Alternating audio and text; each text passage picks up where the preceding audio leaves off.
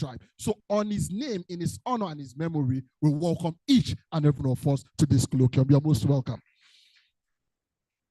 Your Excellencies, distinguished ladies and gentlemen, it's time for us to take the host welcome address. Why are we here today? And I would like to invite our host today, no other person than Dr. Lawal Abdulwakil, the acting MD of Igbobi. Please, you're most welcome. A round of applause for him.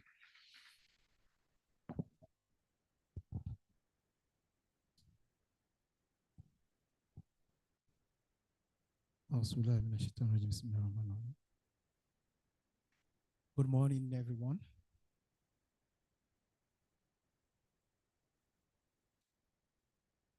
I'll start my welcoming address by welcoming the Honorable Minister of State for Health and Social Welfare, ably represented by Professor Wasiu Lanre Adeyemi, the Chief Medical Director of Lagos University Teaching Hospital. You're welcome, sir. I also welcome the Director of the Hospital Services, who is in our midst here, Dr. Jimo Salahuddin, MNI. You're welcome, sir.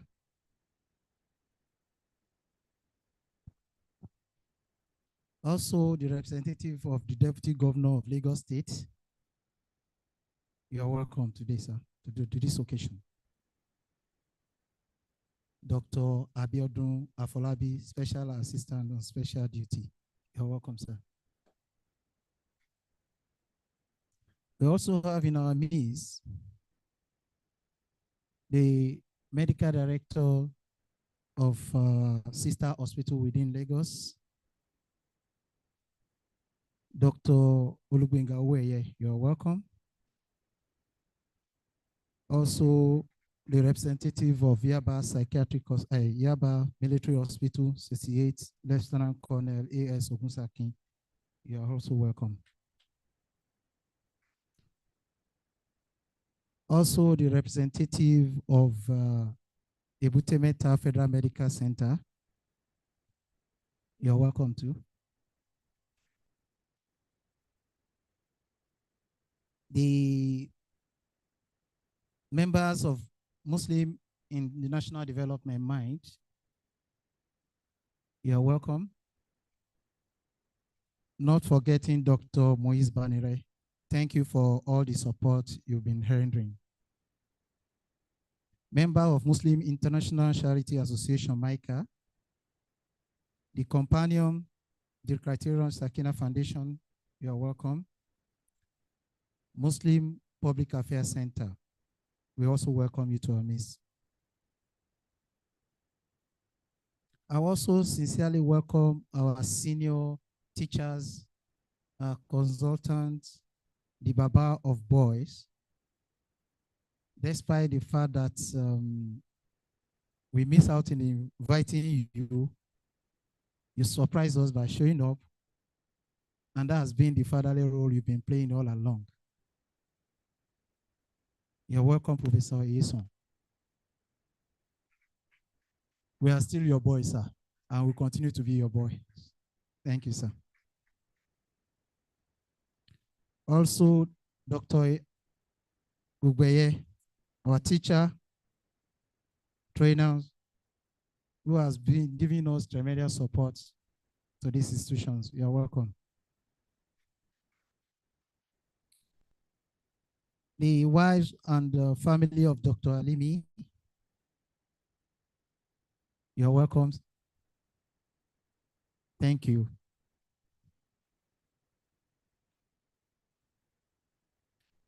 I also welcome Justice Abiru, who is just coming in. We appreciate all the support you've been giving to National Orthopedic Hospital and the family of Dr. Mustapha Alimi. The top management teams that are here today, the consultants, I know we are many here, but you're welcome as well. The head of various departments of the National Orthopedic Hospital, you're welcome. The Christian Fellowship of the National Orthopedic Hospital, Lagos, we welcome you. The Muslim community, the chairperson of all trade unions and associations, the gentlemen of the press, distinguished ladies and gentlemen. With deep sense of honor and gratitude, I welcome you to the Dr. Alimi Alimi Memorial Annual Colloquium. Today, we gather to remember a well-lived life and celebrate the enduring legacy of a man whose footprints of excellence, integrity, and humanity will continue to inspire the generations to come. This event is initiated by the Committee of Friends of our dearly departed medical director. And this event is also organized in collaboration with the National Orthopedic Hospital Igbobi. It holds a special significance as it coincides with the time when our late medical director was meant to conclude his tenure. This occasion is dear to our heart and reminds us of a man whose life was dedicated to service, knowledge, and humanity. Dr. Alimi left an indelible mark by improving our hospital facilities and expanding our services in various subspecialties, including arthroplasty, sport medicine, spine surgery, oncology, pediatric orthopedic oncology, bones, and plastic reconstructive surgery. He worked tirelessly to raise the standard of healthcare at the National Orthopedic Hospital Igbobi, Lagos. Beyond that, he was deeply committed to staff welfare, training, and creating opportunities for young doctors and health workers to grow. In celebration of his many achievements, the hospital has compiled a commemorative compendium highlighting his immense contributions to the development of this noble institution.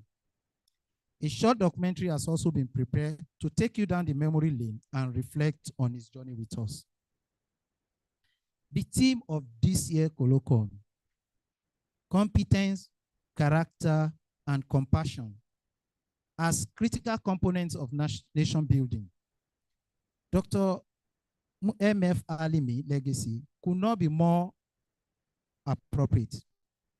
In these times when our nation yearns for renewal and transformation, we are reminded that the true progress is anchored not merely in policies or structure, but in the quality of people who lead and serve. Competence ensures that tasks are completed with skill and diligence. Character guarantees integrity, accountability, and trust. Compassion injects humanity into our collective pursuit of development. Dr. Mustapha Alimi personified these pillars in his professional career, leadership, and personal life.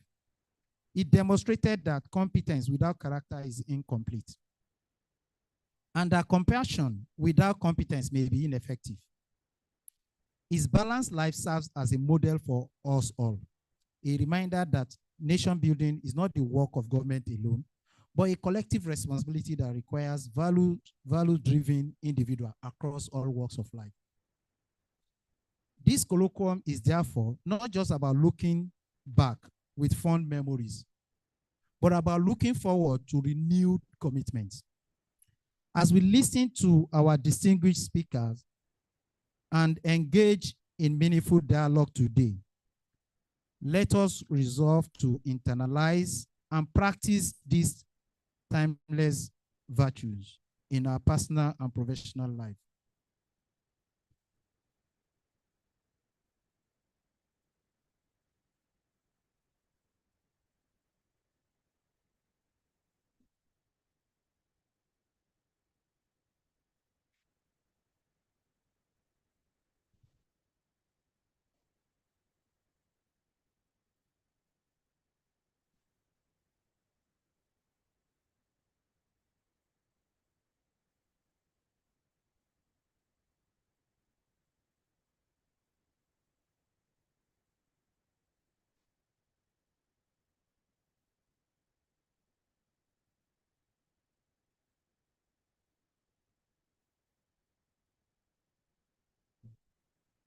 By doing so, we honor Dr. Alimi's legacy and contribute to building the kind of nation he envisioned.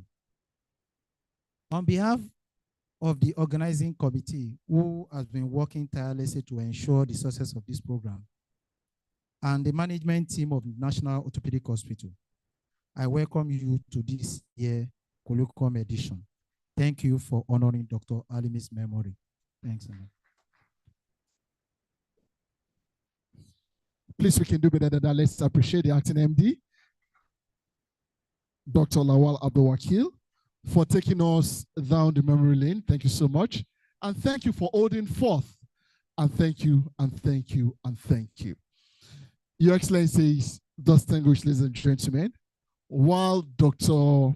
Lawal Abdul-Wakil was welcoming us, we saw the arrival of no other person than the Oloweko of himself, Oba Rilwan Akiolu, the Oba of Lagos, ably represented here today by the White Cap Chiefs, led by Opemolu of Lagos. Please, a round of applause for them. Aki, Afitekote Koki, Aki Kabesi, Esheun Ekuburuda, Aki Rudan Babawa Oloi, Oloba Ajakari, Olomba. Thank you so much for being here this morning. Your Excellencies, distinguished and gentlemen, also while the speech was going on, one of our invited guests came in to show how important Dr. Alimi was and is to Lagos State. I have the number 2 citizen of the Center of Excellence, Dr. Kadri Obafemi Amzat, ably represented here today by the Special Advisor to the Governor on Political, Legislative, and Civic Engagement, Dr. Abiodun Afolabi. Please a round of applause for him. You're most welcome, sir. I am so sure that if not for state engagement, the Deputy Governor would have been here today by himself because he actually gave his words. So, but due to one reason or the other, he can't make. So we say thank you, sir. Please extend our greetings to him. Thank you so much, sir. We move straight to the next item on the agenda, which is item number 6, and that is the statement of purpose, why we are here. But before that, permit me to welcome my Edmond, my Amir. I am one of the very few people that still call him Amir. Join me as I welcome no other person than Justice Wale Abiru, Justice of the Supreme Court. Please do a round of applause for you. Amir will not have a mark, but you don't like my worry. Thank you so much, sir. Eku Ashendi, Eku Adruti. Thank you for always being there. So may I invite the convener of Muslims in National Development, Dr. Moise Banire, to please come forward and come to tell us the statement of purpose why we are here. Please a round of applause for him as we move forward.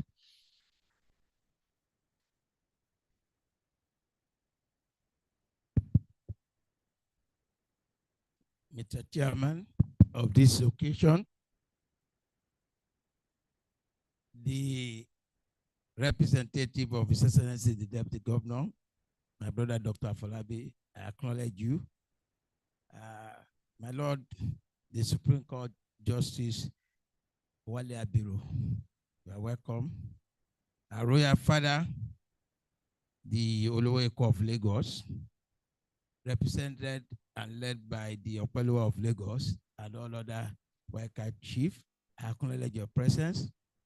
My brother, the Director of Clinical Services and others, I acknowledge you. I'm sorry, sir. I've forgotten that name again. No. Yeah, please kindly forgive me. I acknowledge your presence too.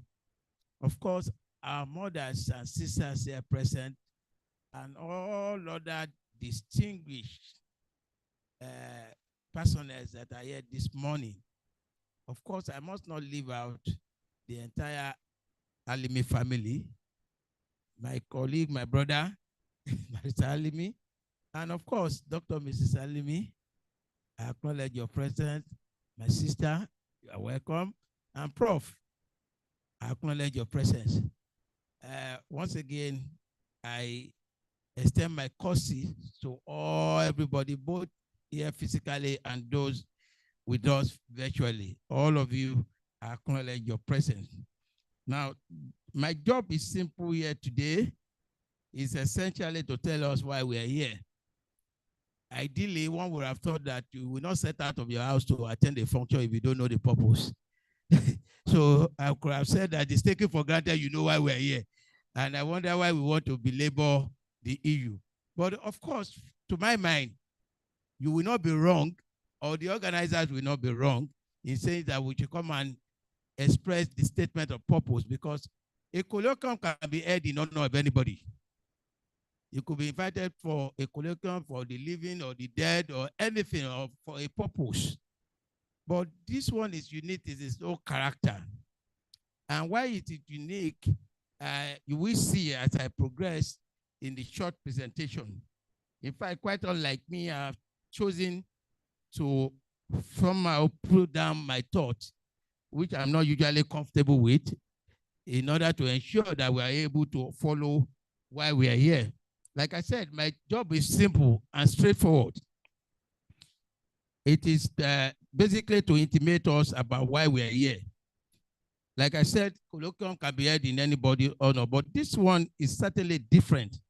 This maiden edition of the colloquium is essentially unique because we are not only celebrating the life and times of Dr. Alimi, we are equally using the platform to send a message to all of us that are still privileged to be around. And that is why it is unique in its character. Now, of course, it's no more news, I believe, that Dr. Alimi was a great man, and I still believe he's still a great man, even while he has left us. Today, we are here gathered to celebrate his greatness today. And I will say to you, despite what I call the seductive weather that we had this morning, a lot of people would have preferred to still be in bed by now. But we had to sacrifice and had to be here today because of who Dr. Alimi was and what he had done and the various ways he had impacted on the society at large. Now, like I said, again, when we say we are celebrating the life of times of somebody, it's not like in the usual way, in the traditional, conventional way that is generally known to some of us. In fact, it is often misconstrued to be celebration of death. But I'm sure that we are not celebrating death here. We are truly celebrating the life and times of our brother who had impacted humanity within the short time of his existence. So it is in this context that we have brought up this colloquium today, which we believe we endure in eternity. Now, like I said, the whole essence, as we proceed, I'm sure we are going to be treated to a lot of videos, a lot of good messages will be taken. All those will give us the justification and equally validate why this particular colloquium is being instituted in his honor. Now, like I said, we are actually rejoicing in his successes made within such a short time that he was around 4. Now, like I said,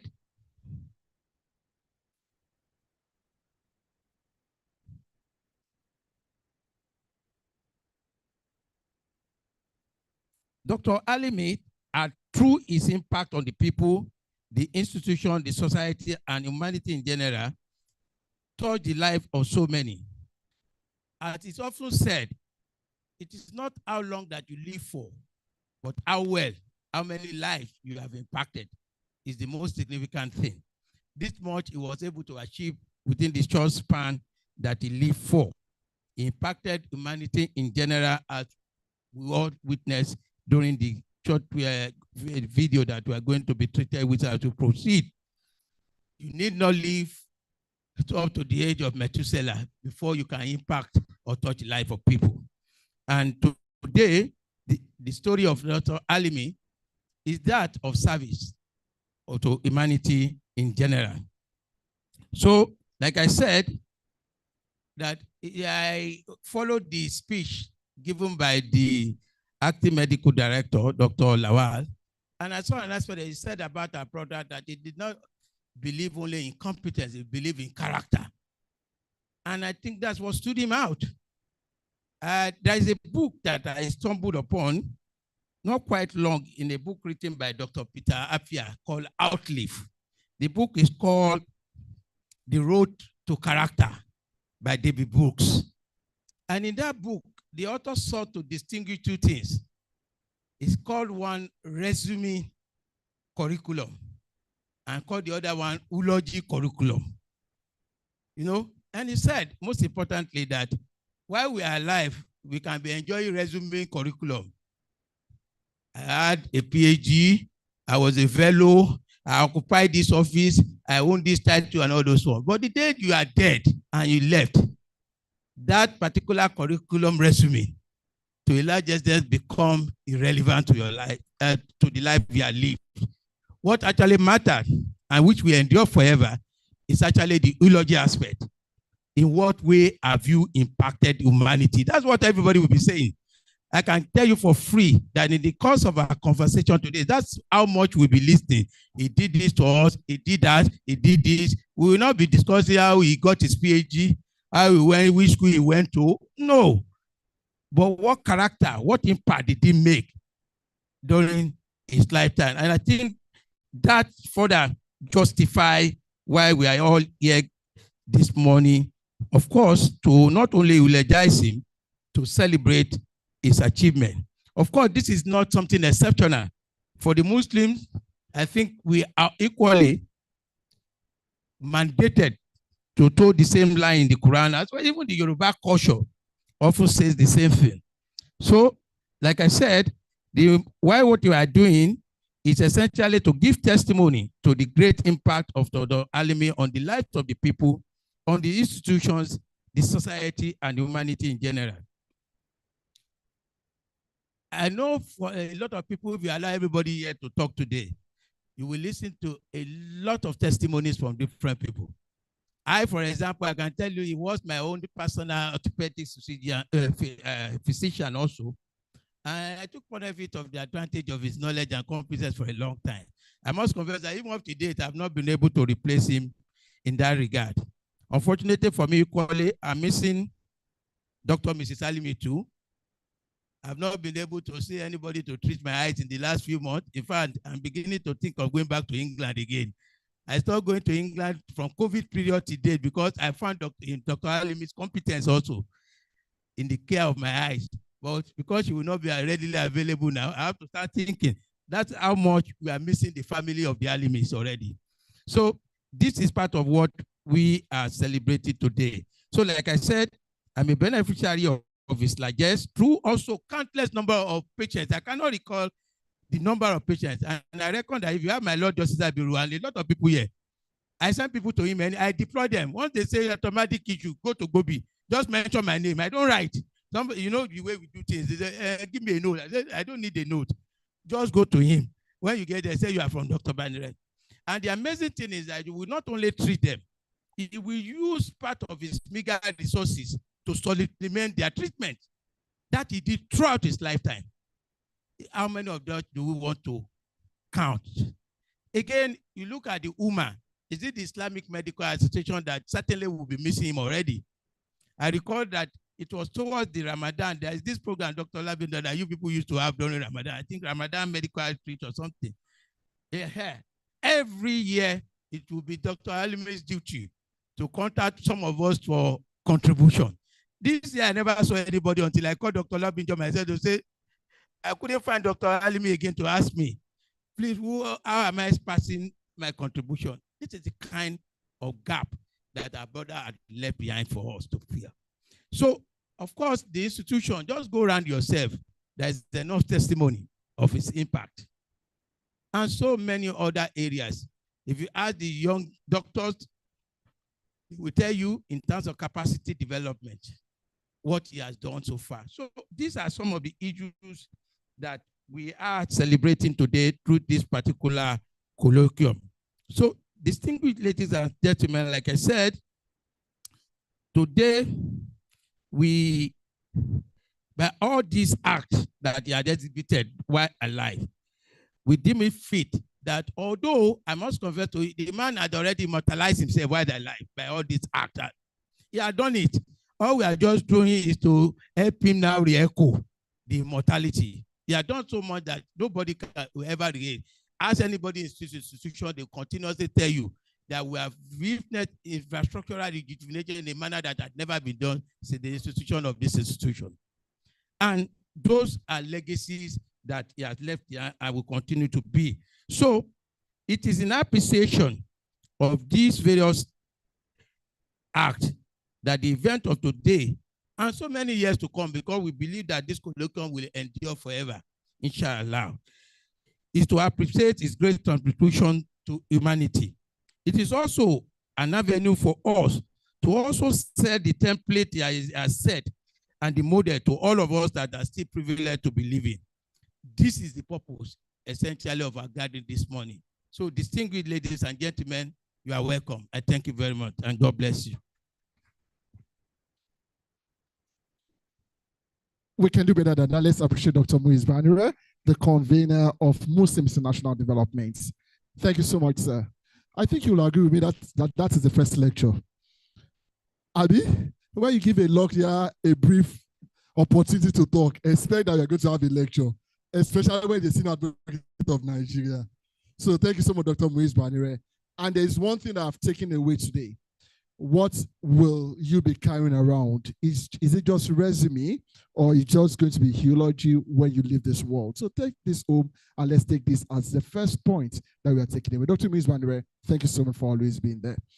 Your Excellencies, distinguished gentlemen, before I move straight to the next item, I skipped one of our representatives, one of our guests who came in very early, Dr. David Oladele, Deputy Director and Research in NIMA. Thank you so much, sir. We quite appreciate you, and thank you for being here.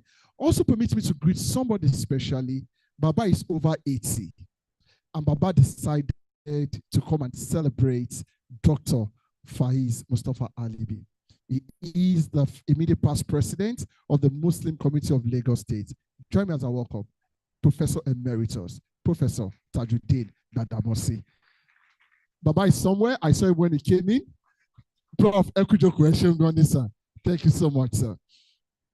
Somebody asked me a question that, Jubril, are you starting for 10? I said, yes, our 10 is going to be for 10. Because when Dr. Mustapha Alimi was alive, when he gives you an appointment, be rest assured that Dr. Alimi will be there before that time. You surely meet him there. And that is why we are not going to entertain any delay in this program. So for all our participants who are online, we quite appreciate you. The last time I checked, we are over 100 on Zoom. Also on YouTube, people are there. We quite appreciate you. Thank you for being part of this. Without wasting much of our time, we move straight to the next item, which is the opening remark by the chairman. Join me as a welcome, the chairman of Lekki Muslim Community, our father, our leader, our teacher, Dr. Abegedi Shola Labinjo, for his opening remark.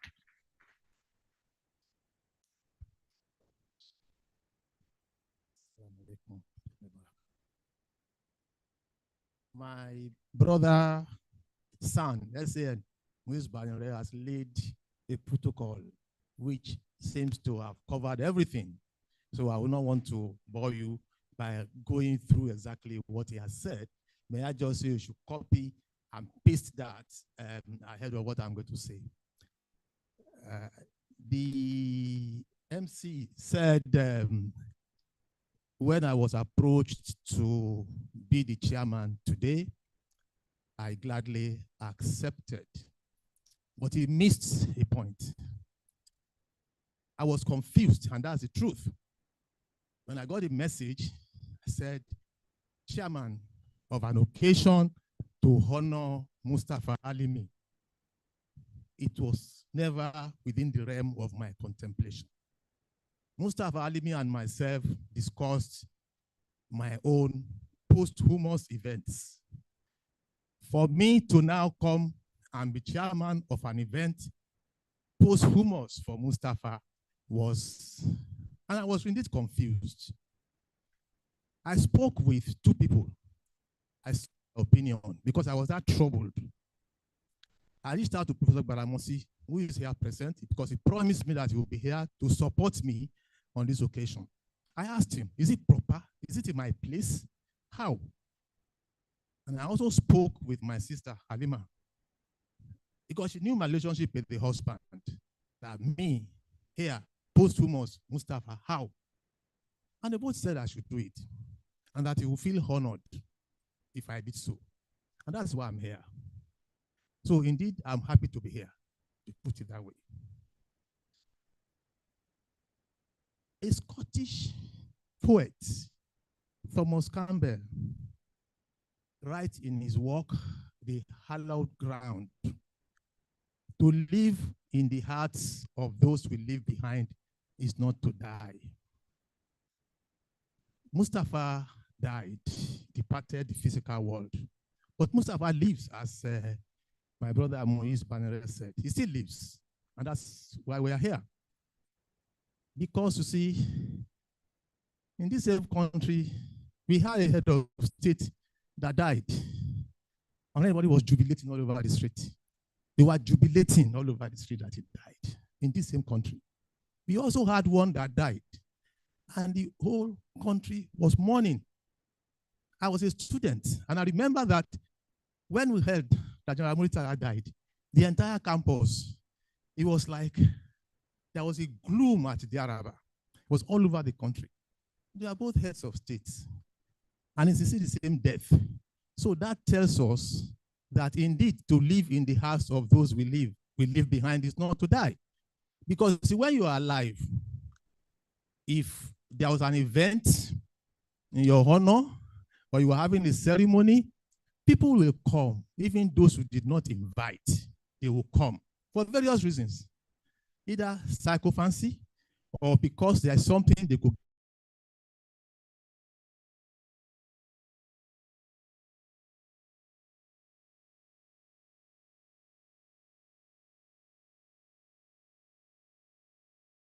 in something like this in your honor. He says something. It's a testimony that you did something right. I also want to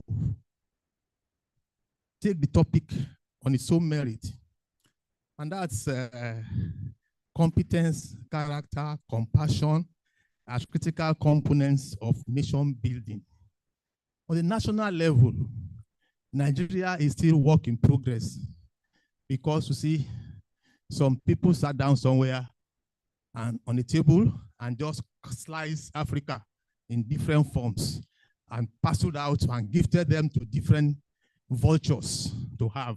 We were given to the British, and they came together and knocked us together without regard for primordial tendencies, biases, and prejudices, and cultural diversity. And even they contrived certain fault lines when they were going, and they left it. And from the beginning of the history of this country, the leaders have been struggling to build a nation. And we are still working. It's still work in progress. So competence, character. And character here embodies fairness, justice, equity.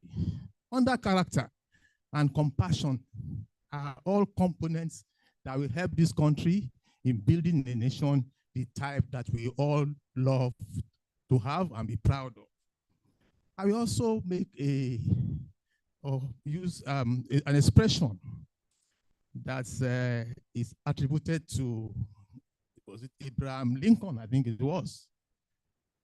They said, you cannot truly say that you know a person until he has experienced the test of wealth and power.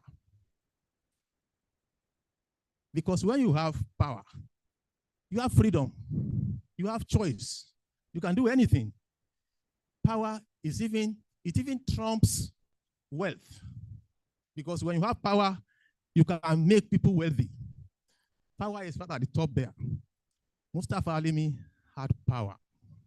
How did he use it? Was he competent? Did he have character? Did he show compassion? I dare say he was competent, as has been established here. He also had character, because he was indeed what the Yorubas call Omoluabi in all sense of his definition. Did he show compassion? he showed compassion and he was also passionate about healthcare and the profession that he has chosen to practice. And when you do that, that's all, because we are only here for a brief period. And what leaves behind is a legacy. That is true legacy. It's nothing more than that. So on this note, I pray that Almighty Allah accept his return, forgive his shortcomings, stand with the family, hold the wife and the children, and accept him into Jannah. I therefore formally welcome you to this maiden edition of the Colloquium, and we pray that by the time we leave here, we all benefit one way or the other from what has happened. Thank you very much.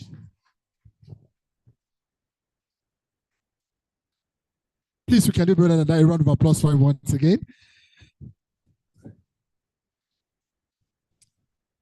Thank you so much, Dr. Abegeni Sholalabinjo, for that beautiful chairman's opening remark. We say big thank you to you, sir. I will say big thank you once again for you thinking it through to be here today. I am so sure that nobody else deserves to be in this position more than you. So please let's appreciate him once again, please. Thank you so much. All right. Permit me to also recognize Professor Samuel Eyeso. He is a past chairman, he is the present chairman faculty of orthopedics.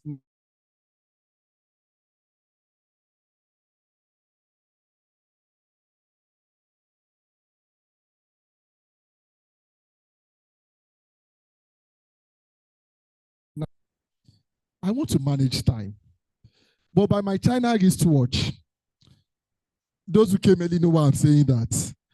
It is 10 minutes to 11, and we are far behind schedule. So please, the next speakers, please let us try to adhere to time so that we can manage this. Please forgive me. This is my job to do, to manage time. So the next thing on the agenda is for us to have a documentary about our father, our leader, our teacher, our boss. They have said a lot about him, but this is just a snippet of some of the things he did while he was alive. Because no how, 15 minutes documentary cannot showcase the personality of Dr. Mustapha Falz Alimi. Please enjoy this documentary.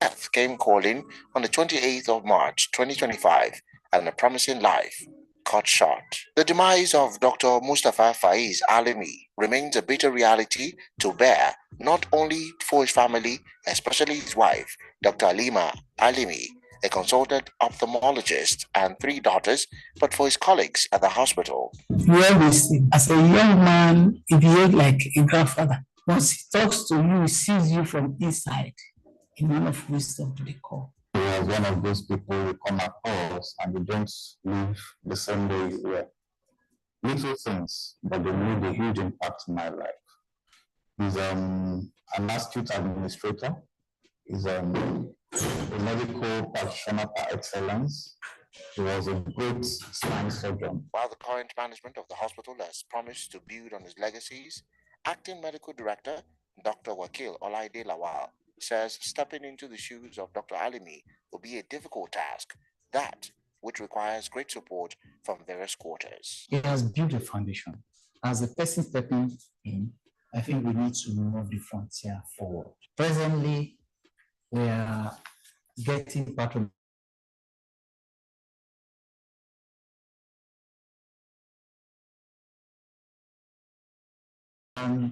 earlier than 1943.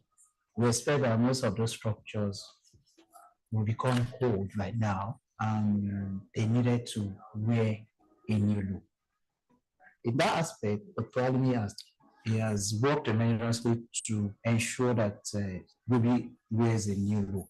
But at the same time, as a foremost trauma center in Nigeria, and hospital is situated within the center of Lagos State, which houses more than 23 million of the citizens.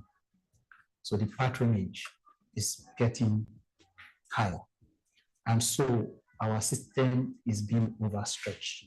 So one of the challenges that we face as a result include resources are limited. We need the resources to be improved. We know the government is trying, because we are not the only hospital in Nigeria, but we also need some corporate organizations to come into our aid to ensure that we are able to meet the demands of our citizens. With a vision to become a center of excellence in the provision of comprehensive healthcare delivery and training in orthopedic, trauma, burns, and plastic surgery, the hospital currently has about 450 beds and records an average of 78,785 clinic attendants annually, and consistently operates on globally acceptable best practices. The story of the orthopedic hospital started in 1945, following the transfer of 2 Nigerian nurses to the hospital, which was then a rehabilitation camp for wounded soldiers during the Second World War, but has become what it is today through the combined strength of many who have worked in the hospital over the years and those who worked under the able hands of Dr. Alimi. Though the journey of Dr. Mustapha Faiz Alimi as Chief Medical Director of the hospital, National Orthopedic Hospital Igbobi, was cut short, his legacies will remain embedded in the archives of the orthopedic hospital as he gave his all to the service of humanity.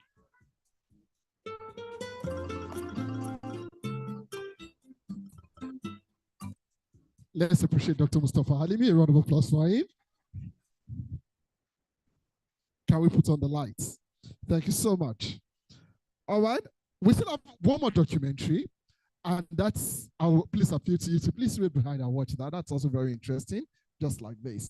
I'm smiling today because I'm happy that I didn't meet Prophet Muhammad, sallallahu alaihi wasallam, but I met Dr. Alimi.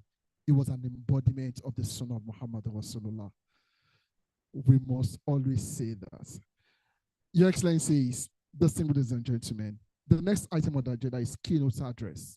But before that, with the permission of the chairman, I have been told, or directed at this point, to allow the Deputy Governor of Lagos to speak because he has another function to attend. And he said he must deliver his own speech and say something about Dr. Mustapha Alimi. So please join me as I welcome the representative of the Deputy Governor of Lagos State, Dr. Kadri Obafemi Hamzat, ably represented here by Dr. Abiodun Afolabi, Special Advisor to the Governor on Political, Legislative, and Civic Engagement. A round of applause for him. Your Excellency, I dare not give you time, but I know you help my ministry by helping me to manage the time. Thank you so much, sir. But the phone time, but the phone governor on time. You know what the governor will say? He say if you invite him to a place and the time is 10 o'clock, if he gets there 12 o'clock, that is when 10 o'clock starts. But you can be rest assured, I will limit myself to the time given for this program. Let me firstly say Salamu alaikum wa rahmatullahi ta'ala wa barakatuh. But please let me note this too, that in an Islamic program, we don't clap as time to be corrected. Instead of clapping, Allahu Akbar, Allahu Akbar, Allahu Akbar. Please, maybe if I leave, you can start your clapping. But for now, let us all remember, to those of us who are Muslims, all right, that when we are in a Muslim program, we give glory to the Almighty Allah. We thank Him for His sustenance. We thank Him for making us to this today. We thank Him for allowing us to see yesterday. I want to thank Him to let us see Al-Jannah Fidao, to which we don't know how it looks, but we always seek for His forgiveness.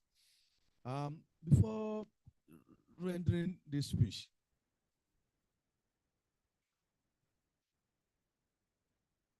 you can see what we are saying. If Professor Tajuddin Badamosi can be here, if the chairman of today's occasion too can be here with his testimony, I think we have a good man that we are all here to celebrate his first colloquium.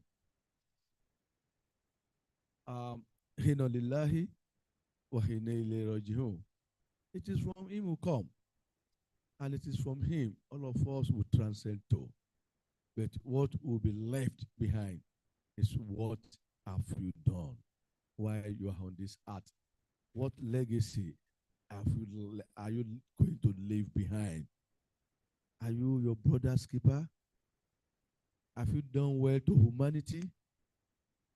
When you get back to your various homes, reflect on your activities for that day. How many people have you empowered? How many people run down to you and you have accepted their plight as a Muslim?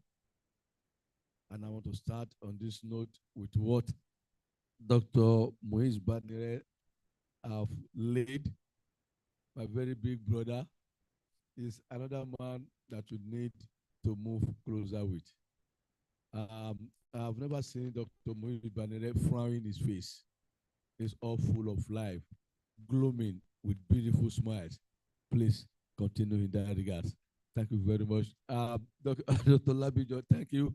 The little time I just had with you was all fun.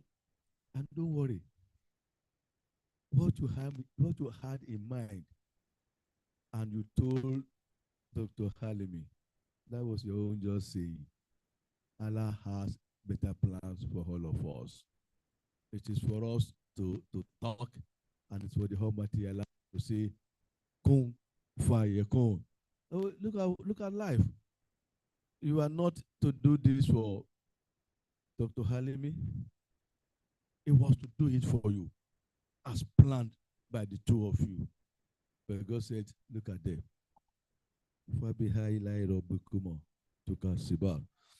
So on this note, the deputy governor had asked me to express his inability to be here. Me, I have never met Dr. Alimi in my life before. But what I heard about him,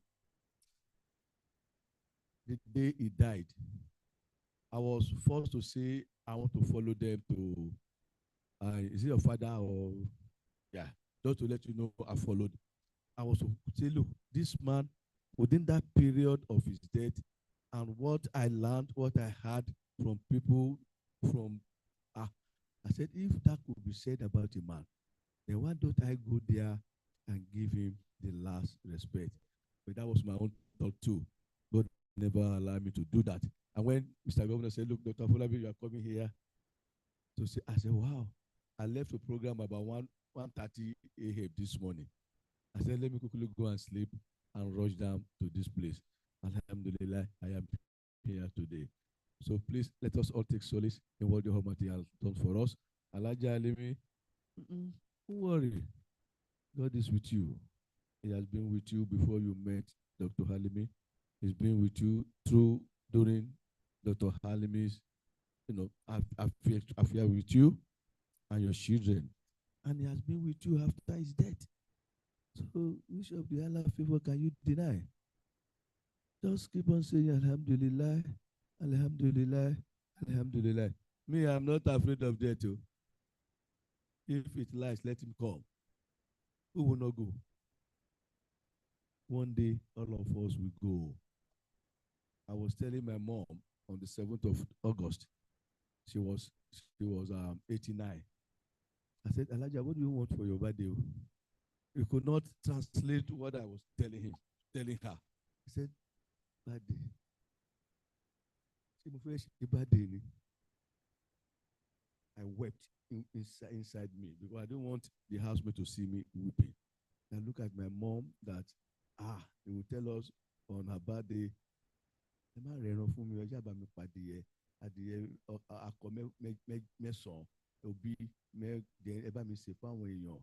he could not even remember that his birthday, but she was hail her lady. Said, doctor, wine. Fruit wine in you. I said, let them go and give him 2 bottles of wine. And they gave it to her. All these things we are saying. I saw Professor Tajuddin, but I must come in, and I shook my head that one day all of us will be like that. But I pray that when we get old, we will live a very good old life so that we will not get senile at the time the Almighty Allah said, death, come and take this, my behold son or my behold daughter. So please, Elijah, take solace in God, and no problem. Your children will be your husbands now. God bless you.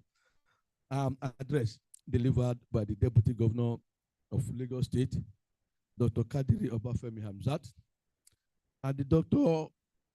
M.F. Alimi Colloquium, held at the Pavilion National Orthopedic Hospital Igbobi on the 30th August 2025. Topic: competence, character, and compassion as critical components for nation building. Let me start on all beautifully well laid down protocols. Let me start by commending all the organizations involved in putting this lecture together. Not only are you honoring an individual for his focus and commitment to excellence, but you are invariably challenging others to live and lead by the same standard. I also accepted to be here to support the same essence and an Islamic cause that resonates clearly as a part to building a better society and in keeping with our spiritual development as Muslims. Our task is simple. How does concept of competence, character, and compassion help the growth of a nation? How do we cement the fabrics and unite the people into a whole? My approach is to define the terms and see what Quran says of it, and therefrom draw inferences We will also trace the history of nation building while seeing how it was done by successful ones. Nations are the first geographical expression. Their emergence and sustenance are complex and multifaceted. Upon formation, attempts are usually made through the instrumentality of state authority to coalesce the people into developing some level of patriotism to sustain the entity so created. In a particular instance of many African nations, it is the colonial masters that forced the idea of the nation on the people. Though nation states were created, not much was done to build nations of them. The apparatus of state were mainly for law and order that promotes the extradition and exploitation of national resources. Oftentimes, the entities so created were deliberately fractured to ensure they can remain exploited, confronting the challenges of deliberate fractioning remaining the challenge of nation building for Africans. What then is nation building? According to the Internet Public Library, nation building refers to the process of a nation integration, consolidation to unify the people's identity, achieve nation stability and development. Inferring from this, it is the creation and sustenance of a national identity leading to political stability and social cohesion. In understanding nation building, attempt is made to create a distinct national identity by promoting symbols that are unique to the entity so defined. These include flags, national anthem, language, and cultural narratives that resonate with all citizens. Secondly, all nation functions through the instrument of state. Their institutions form to give expression to that nation, an effective and efficient bureaucracy, a reliable legal system, and capacity to provide basic services to its citizens. It is the effort of such institutions that galvanize the people and create social cohesion. Note that social cohesion derives from the level of trust and cooperation that the people have resulting from the operation of a state machinery that must be the enthronement of social justice, equality, and opportunity for dialogue and reconciliation. At the heart of a nation building is the level of economic development. Here, the state must partner with private sector to promote a strong economy. Policies must promote a level playing field for the growth and create opportunities for all. This leads to social stability.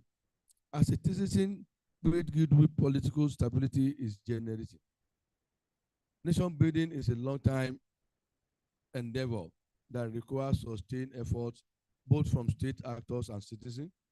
It involves creating a sense of shared identity, strengthening the state capacity, fostering social cohesion, promoting economic development, and ensuring political stability. So, we can say that nations are built over time to fulfill the aspiration of a group of people who are united despite their diverse, often distinct attributes. Let us turn our attention to the other three concepts. What is competence? The Merriam-Webster Dictionary describes competence as the quality of state of having sufficient knowledge, judgment, skill, or strength as for a particular duty in a particular respect. unquote. It is essential teaching of Islam that a believer must pursue excellence in all their endeavors. Excellence, however, is a function of knowledge and skill. In this regard, the Quran repeatedly calls upon believers to seek knowledge and act with wisdom, and says, "My Lord, increase me in knowledge. My Lord, increase me in knowledge. My Lord, increase me in knowledge." Quran 20, verse 114. It enjoins us as believers to seek knowledge from wherever it could be found. The reward is an elevated position among men. Surah Al-Zumar 39:9 says, are those who knows equal to those who do not know? In Surah Al-Mujadiyah, it states, Allah will raise up by many degrees those of you who believe and those of you who have been given knowledge. And Allah is all aware of what you do. Islam underscores competence when Prophet Muhammad sallallahu alaihi wasallam also highlighted the significance of appointing qualified individuals to positions of responsibility, stating, when a trust is misused, wait for the hour, day of judgment. Sahih al-Bukhari. Leadership then is a trust, and one must act mindful of the day of judgment. Knowledge produces skilled professionals, scholars, and capable leaders who can manage resources efficiently. When a nation is managed by competence, and the results are obvious, just like what we are here doing. What is character? Character describes the mental and moral qualified distinctive to an individual. It has been described as the moral compass of society. According to Islam, moral integrity is affirmed as befitting a true believer. The Prophet Muhammad sallallahu alaihi wasallam stated, "I was sent to perfect good character." As leaders and citizens, embrace this resulting society reflect the kind of society Islam wants us to build. If all embrace this, the resulting society reflects the kind of society that Islam wants us to build, just like what we are doing today.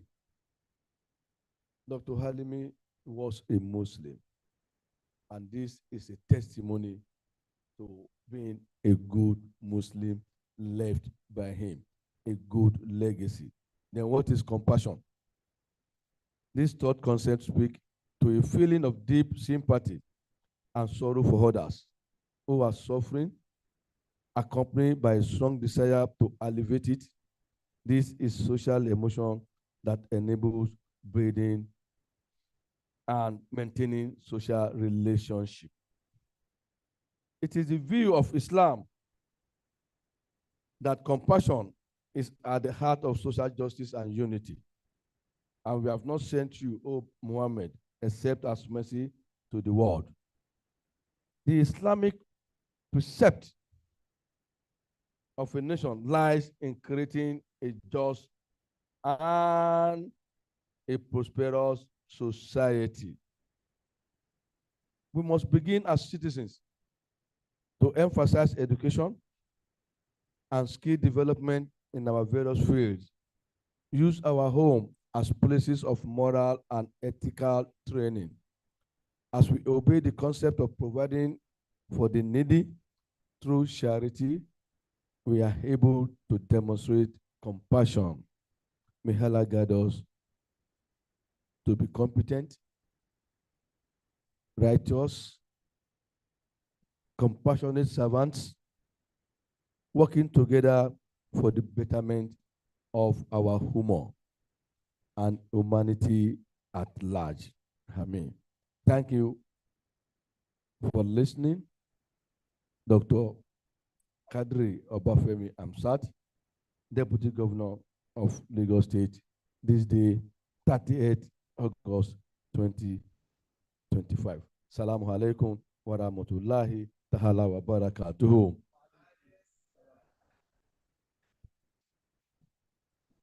Allahu Akbar. Okay, thank you so much, Dr. Afolabi, for that beautiful speech on behalf of the Deputy Governor of Lagos State, Dr. Obafemi Kadri Amsat. We quite appreciate you, and we quite appreciate the Deputy Governor. However, I need to say this. While we're planning this event, it was clear to the organizers that this is not just an Islamic program. Dr. Mustapha Alimi was a Muslim, alhamdulillah.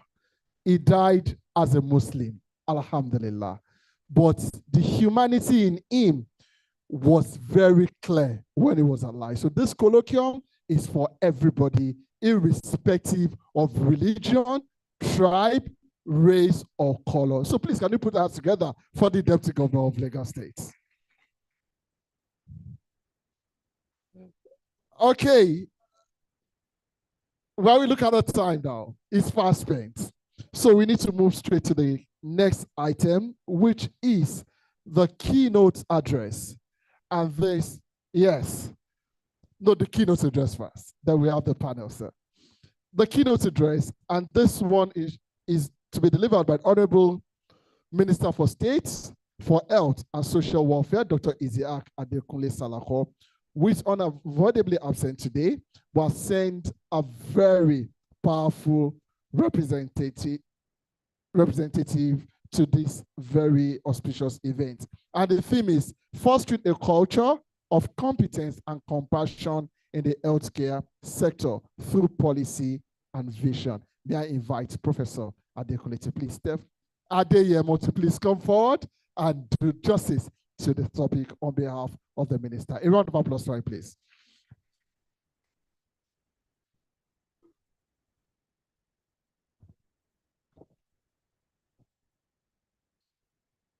Okay, is it true?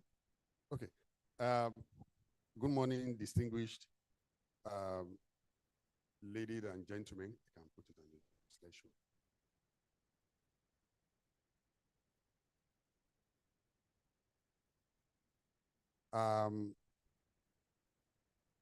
I represent the Honorable Minister of State for Health and Social Welfare, Dr. Isiaq Adekunle Salako, who ordinarily wanted to be here, but due to other assignments, he couldn't. So he has asked me to give this keynote lecture.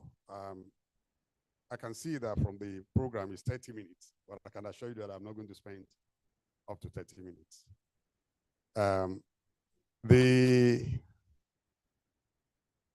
My boss, our boss, the Director of Hospital Services, Dr. Jima Salahuddin, MNI, you are specially recognized. Our father, our mentor, the chairman of today's occasion, Dr. Shola Labinjo, also well recognized, sir.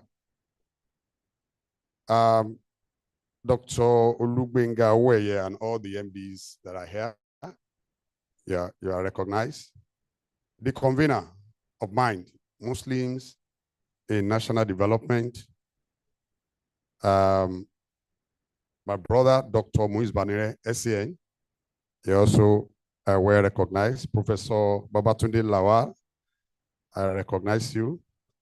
The Olowo, ably represented by the White Cap Chiefs, I recognize you, sir. The head of family of our brother, Dr. M.F. Alimi, Mr. Alimi, he also well recognized. The members of MINDS, who thought it necessary that this should be organized. They also were recognized. Dr. Bafemi Amza, just ably representative, just left now. And the Justice of the Supreme Court of Nigeria, Justice Wale Abiru. Distinguished ladies and gentlemen, when the minister asked me to present this, and for me, I have a very special relationship with Dr. Mustapha Alimi. Many people may not know, we were in residency training together. He was 1 or 2 years my senior. And I also remember when he wanted to apply for the job here as an MD, I was one of the people that we usually talk about when I didn't even realize that one day too, I'll be the chief medical director of Luth. And I can imagine the lecture has not started. This is just, it will be unfair not to talk about Dr. Alimi when I'm given the opportunity. And I can be very emotional about that. I hope I'm not going to be too emotional. And I look at the topic when the minister sent to me, competence and compassion. And also the theme also involved character. And believe you me, competence, compassion, character. It's describe who Dr. Alimi was. And I remember when I became the CMD, you know, sometimes when you are in a new system, there are so many banana peels. And I happened to just enter into one. And it was the one I went to. And believe you me, he actually took it more serious than I did. Because probably he understood the problem even better than I did. And he did everything possible to make sure that I did not enter into any trouble. And since that time, I learned my lessons. Now to the lecture. Fostering a culture of competence and compassion in healthcare sector. I hope it's showing. Okay. This is a lecture delivered today at the maiden edition of the annual Colloquium in honor of our brother, Dr. Mustapha Falz Alimi.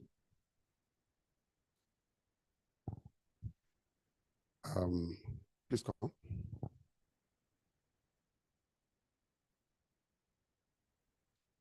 This wasn't. Oh, okay. So no problem. Okay. So I want to thank the organizers of this in honor of our brother, Muslims in national development. Thank you so very much. May Almighty Allah continue to be with you. May Almighty Allah continue to forgive our brother. And also may he continue to be with the family, the friends and well-wishers that he left behind. There's no way we are going to talk about cultural competence in healthcare, that we are not going to talk about the uniqueness of healthcare.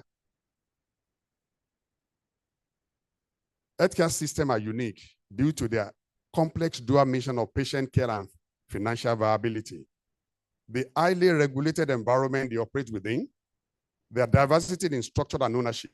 It can be public, it can be private, it can also be non-profit. Their reliance on specialized clinical and technical talent and the dynamic external factors, whether it is disease pattern or technology and so on, that constantly influence their operations and strategic direction. Their effectiveness is also defined by unique performance metrics that balance patient outcome with operational efficiency and public impact. What are the key characteristics of a healthcare system? Diverse structure. It can be public, it can be private, it can be commercial or otherwise. They also have dual mission. They balance a core mission of providing quality patient care, including promotive, preventive, diagnostic, curative, as well as rehabilitative services, with the need to manage finances and operate efficiently. For those of us who are in public health sector, we will understand that very well. One other characteristic is a regulatory environment.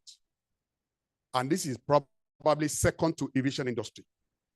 Healthcare is subject to high degree of government intervention, policy initiatives, and unique market characteristics like asymmetric information, making it a distinct economic and regulatory landscape. We also have specialized workforce and technology keeps on changing. And also, they are also impacted by external factors. Healthcare organizations are uniquely affected by demographic shift, aging population, and so on and so forth, evolving diseases pattern, emerging medical technology, as well as broader social and economic factors.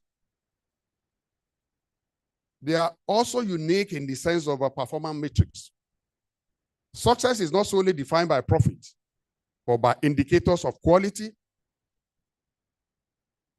or patient care. It's not showing. It's showing? Okay. Okay.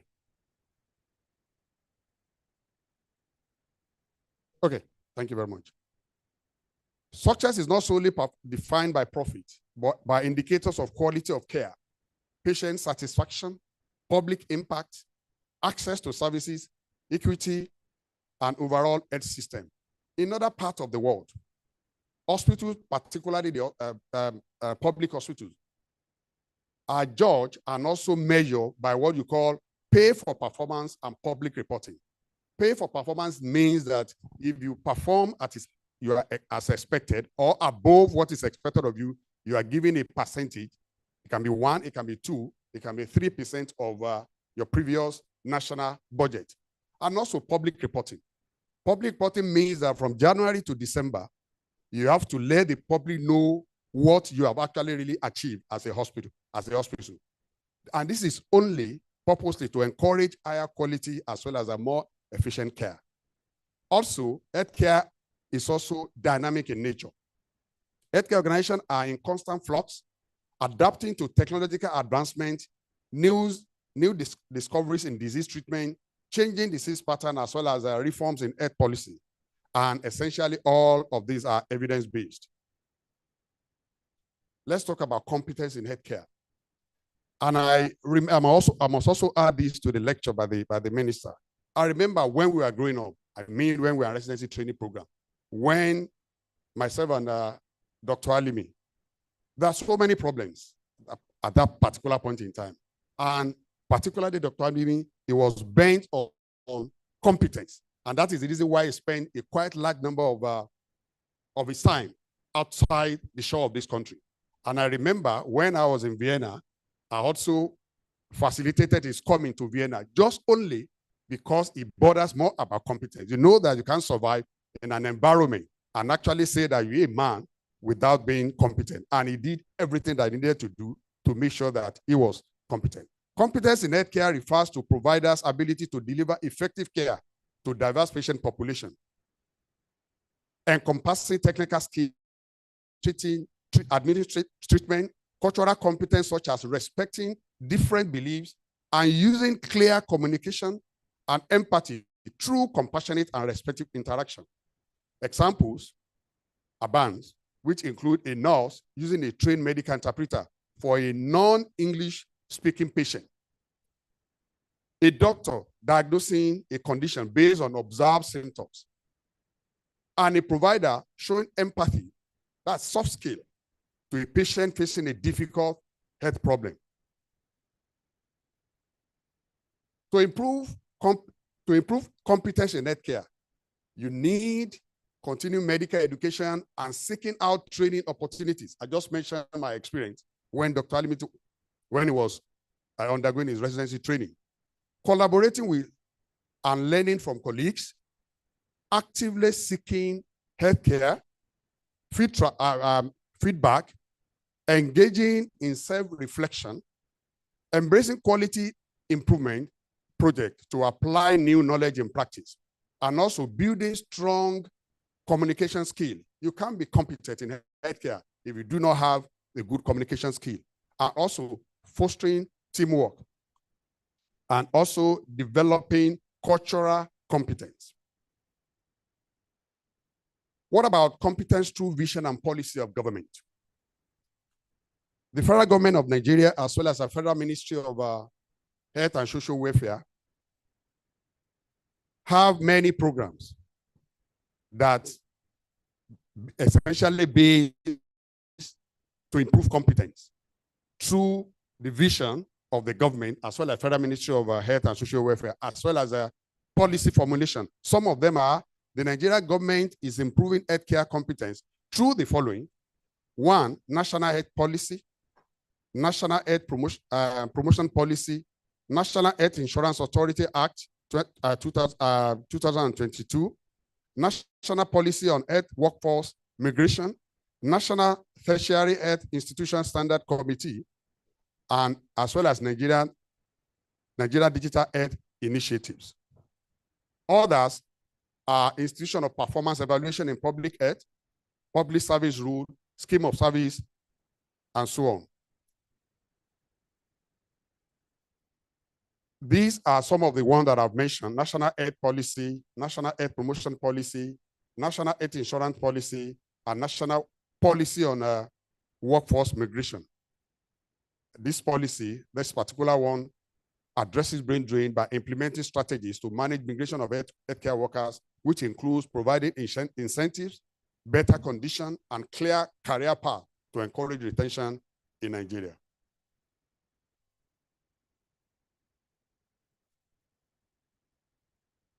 Others are performance evaluation in public service. That is APA was PMS, Public Service Rule, Scheme of Service, and so on and so forth. It is known that evaluation of data provides a window into whether, why, and how programs achieve their goals. What gets measured gets improved.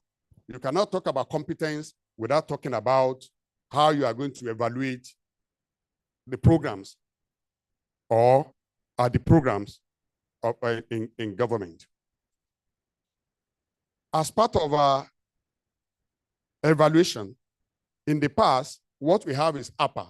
That is APA formed, an annual performance evaluation report.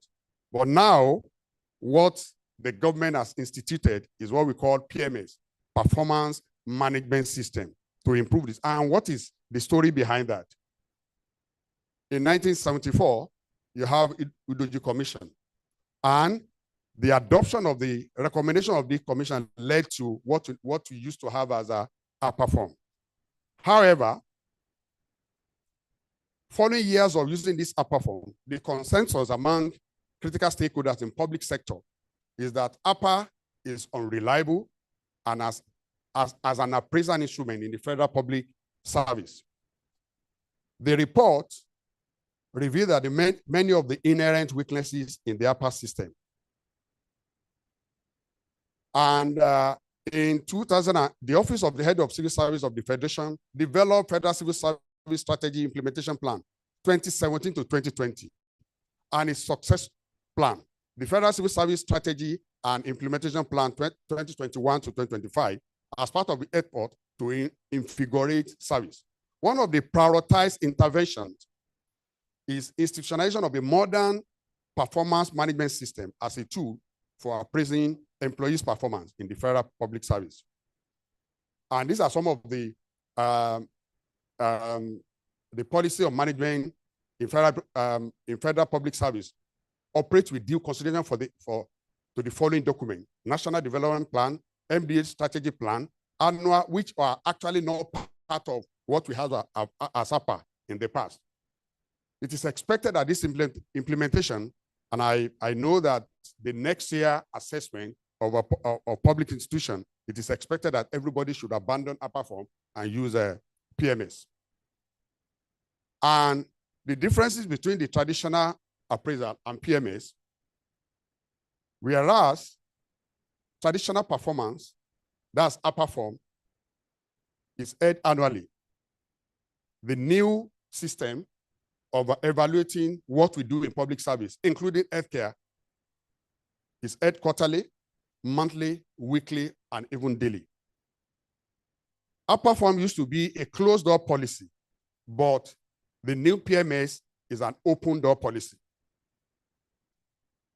For APA form, you have little to no transparency. This new system is going to be transparent and as well as collaborative. And for the performance management system seeks to accomplish the following: alignment, to align individual goals with the corporate goals. Assessment, to serve as basis to objectively evaluate performance. 8, to provide feedback on areas for development as well as improvement of the employees as well as the system. And achievement, to motivate employees to improve performance and achieve set objectives. Let's now talk about compassion in healthcare. Compassion in healthcare is the recognition of another's suffering, combined with empathy and a willingness to act to relieve it, leading to a better patient outcomes, improved patient-provider relationship, as well as a more positive healthcare experience overall. It encompasses acts of empathy, active listening, respect, and dignity.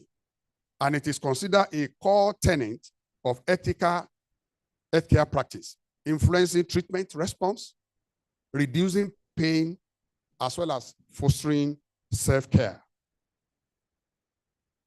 What compassion involves in healthcare includes awareness of suffering, recognition that a patient is experiencing pain, distress, discomfort, empathy and emotional resonance, understanding the patient's experience from their perspective and feeling a connection to their stress, to their distress.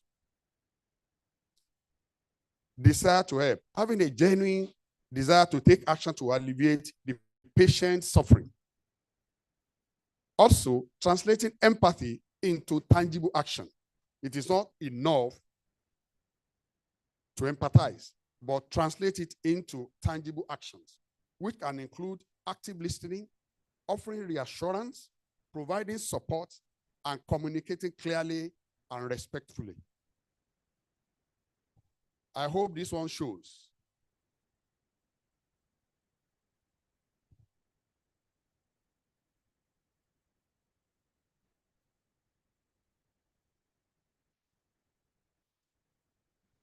Many of us, I don't know whether it's going to, this event happened in Abuja, and it actually went viral. But the lesson in this is not only about competence. It is also about compassion. It was obvious that the practitioner shown in this video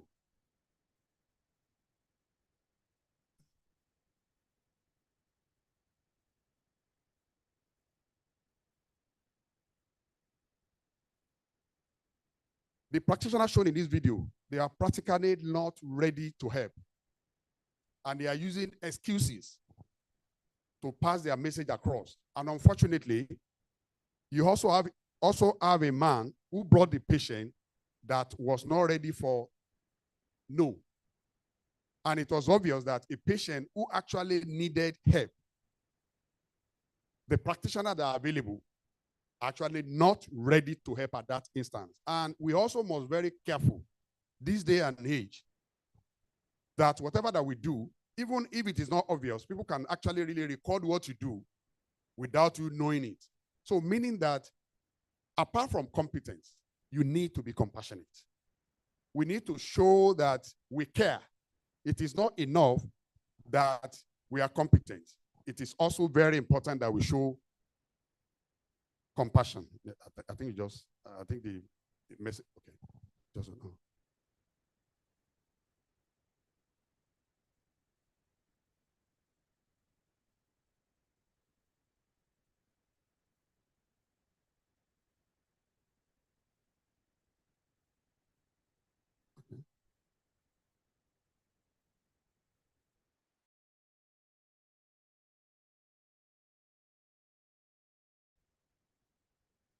Okay.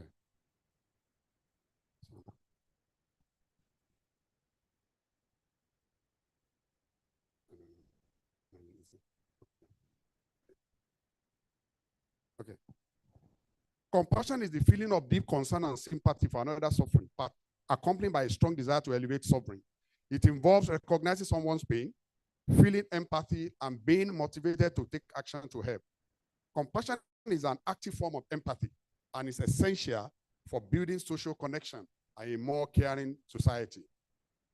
All the above, I wish we are listening to the conversation there. All the above were absent on the part of healthcare providers in the above video. Benefit of compassionate care. For patients, it improves health outcome. Studies show compassionate care can lead to faster recovery, reduced pain, and shorter hospital stays. Patients who receive compassionate care are more likely to respond well to treatment and healthcare advice. Patients feel more comfortable expressing their fears and emotions when you are compassionate, contributing to their overall mental and social well-being. It also builds trust, positive leadership, and also foster trust in healthcare workers. And for healthcare workers, it reduces burnout. Compassionate organization culture can protect staff from injury, burnout, as well as disengagement. Also, compassionate mindfulness training can enhance clinician resilience to distress. And for healthcare system overall, compassion acts as a catalyst for improving the overall quality of care and transforming healthcare systems. It is also a cornerstone of ethical guidelines and essential for building trust and positive leadership within the healthcare community. How do we foster compassion in healthcare environments? Training and role modeling. Engaging in compassionate mindfulness training and learning from compassionate role model can develop empathy and clinical practice. So it is important that our mentees, they actually want to take after us in terms of being compassionate. Also, system integration. Embedding compassion at every level of healthcare is very important, from service model to digital technologies. It is also important as an organization to promote culture of compassion. Fostering environment where compassion is valued, appreciated, and actively demonstrated by healthcare professionals also help. Muslims in national development. The theme of this colloquium, competence, character, and compassion as critical components of nations building. There are 7 C's or compassionate and effective healthcare. Compassion is one of the key alongside competence, communication, courage, commitment, care, as well as character. All of the above contribute to a compassionate and effective healthcare system. In conclusion, healthcare systems are unique due to their complex dual mission of patient care and financial viability. The highly regulated environment they operate within, their diversity in structure and ownership, their relevance on specialized clinical and technical talent, and the dynamic external factor that constantly influence their operation and strategic direction. Compassion in healthcare is the recognition of another's suffering, combined with empathy and a willingness to act to relieve it, leading to better patient outcome, improved patient-provider relationship, and a more positive healthcare experience overall. It encompasses acts of empathy, active listening, respect, dignity, and it is considered a core tenet of ethical healthcare practice, influencing treatment response, reducing pain, as well as fostering self-care. As Muslims, compassion, known as Rahma in Arabic, is a foundational principle in Islam, emphasizing kindness, empathy, and mercy towards all of creation, including humans, animals, and the environment. It is a defined attribute of Allah, as seen in the repeated phrases praise. In the name of God, the compassionate and the merciful, at the beginning of every chapter of the Holy Quran. Muslims are called to embody these attributes through kind words, good deeds, charity, and caring for the needy, as we witness during the life of our brother, Dr. Alimi, such as orphans and poor, reflecting both their compassion and their spiritual connection to Allah. Compassion as a defined attribute. In Allah's name, Allah is described as Ad-Rahman, the most compassionate, and Ar-Rahim, the most merciful. Nearly every chapter of the Quran begins in the name of God, the compassionate, the merciful. The Prophet of Islam, sallallahu alaihi wasallam, taught us that Allah gives compassion what he does not give harshness, highlighting its importance in the divine plan. May Allah make it easy for us to practice. Thank you very much, everybody. Thank you so much. Please let's put our hands together for Professor Wasil Larry Adeyemo. Thank you so much, sir. Thank you so much, sir. That was indeed a beautiful presentation on the topic, fostering a culture of competence and compassion in the healthcare sector through policy and vision. I know those who are in the health industry will have written so many things down. And for those of us that we patronize or we use health facilities, we're happy that you said it. Yes, we're happy that you said it. Thank you so much, sir. Alhamdulillah, I mean, okay, there's no doubt about the fact that issues of competence, character, cannot only reflect in the health sector alone. It's a matter of nation building. And that is why we are moving straight to this discussion. We want to look at it at the national level, not the health sector alone. Let us look at it, how this can actually affect us as a nation. And that is why we have invited 4 panelists from different fields of life to come and help us dissect the theme of this event itself, which is competence, character, and compassion as critical components of nation building, the Dr. M.F. Alimi legacy. And to moderate the panel, I have the pleasure and the honor to invite the Executive Secretary of Muslims in National Development, Sulaiman Ulukodano, to please come forward. Please a round of applause for him. He's a man of many caps, but today I prefer to use the Secretary of Mind. He's a noble Amir to my Amir. I won't say more than that. Eh? It's not what? There's only like what? You're welcome. Please sit down. Thank you so much. All right. Also, permit me to welcome the panelists, the first person I'm inviting to the seat. I need to read their bio, but please, because of time, please permit me to just stick to very few of some of the things I'm going to say about them. The next person I'll invite is a Dean, Faculty of Basic Clinical Sciences, CMUL, and Consultant Pathologist, Luth, and Mother, Professor Fatima Abdelkarim, to please come forward. Thank you so much, ma. May I also invite our father, my Edmore, from Veraki Partners and Chairman, Board of Directors, Nigeria Economic Summit, Alhaji Olani, Mr. Olani Yusuf. Please a round of applause for him. Thank you so much, sir. Thank you so much, sir. You're most welcome, sir. Also, permit me to welcome the man that I call Doyen of Accounting. He's a chartered accountant, managing partner, Aspire Business Support Associate. Our father, Alhaji Juma Babatunde Aloluwafuyi, to please come forward.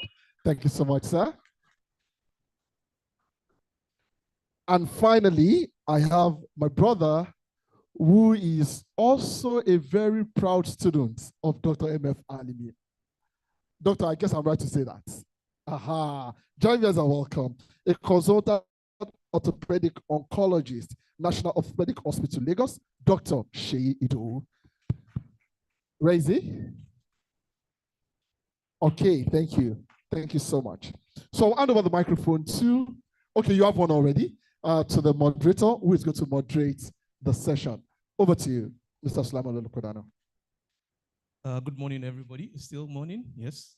We thank everybody for your patience so far. I want to particularly thank National Orthopedic Hospital, Gobi, Lagos, for having us here, for hosting us, and for all the efforts this morning. I also want to stand on existing protocol so that we can move forward very quickly. The hope is that the session will be a bit more interactive than all the speeches that have been given, and wonderful speeches all through. We would, the way it would go is that I would invite everybody to give an opening remark of some sort on the theme that we have. Just share your thoughts on what you think are important. And to just lay, it's not a foundation, but you know, as of reflecting on the topic, I just thought it was a bit, it's providence, you know, when we come up with topics, we don't think that there's anything behind it. But I just realized that if you take the three components, they happen to be internal, but they are open to also be external, meaning that you can see them and then you can feel them. If we look at it very carefully, you see that competence speaks to the profession, how you do things, right? And then character has to do with the person itself. And then compassion is other people, how you relate with other people. And a lot of people say Nigeria is a country, is not yet a nation. We are on our way to doing that. And we hope that in every space that we are in, particularly in the healthcare, there seems to be an intersection of all the three. If we really, you know, take a look at it and reflect, it also speaks to leadership, isn't it? It also speaks to what kind of legacy you want to leave behind, as it were.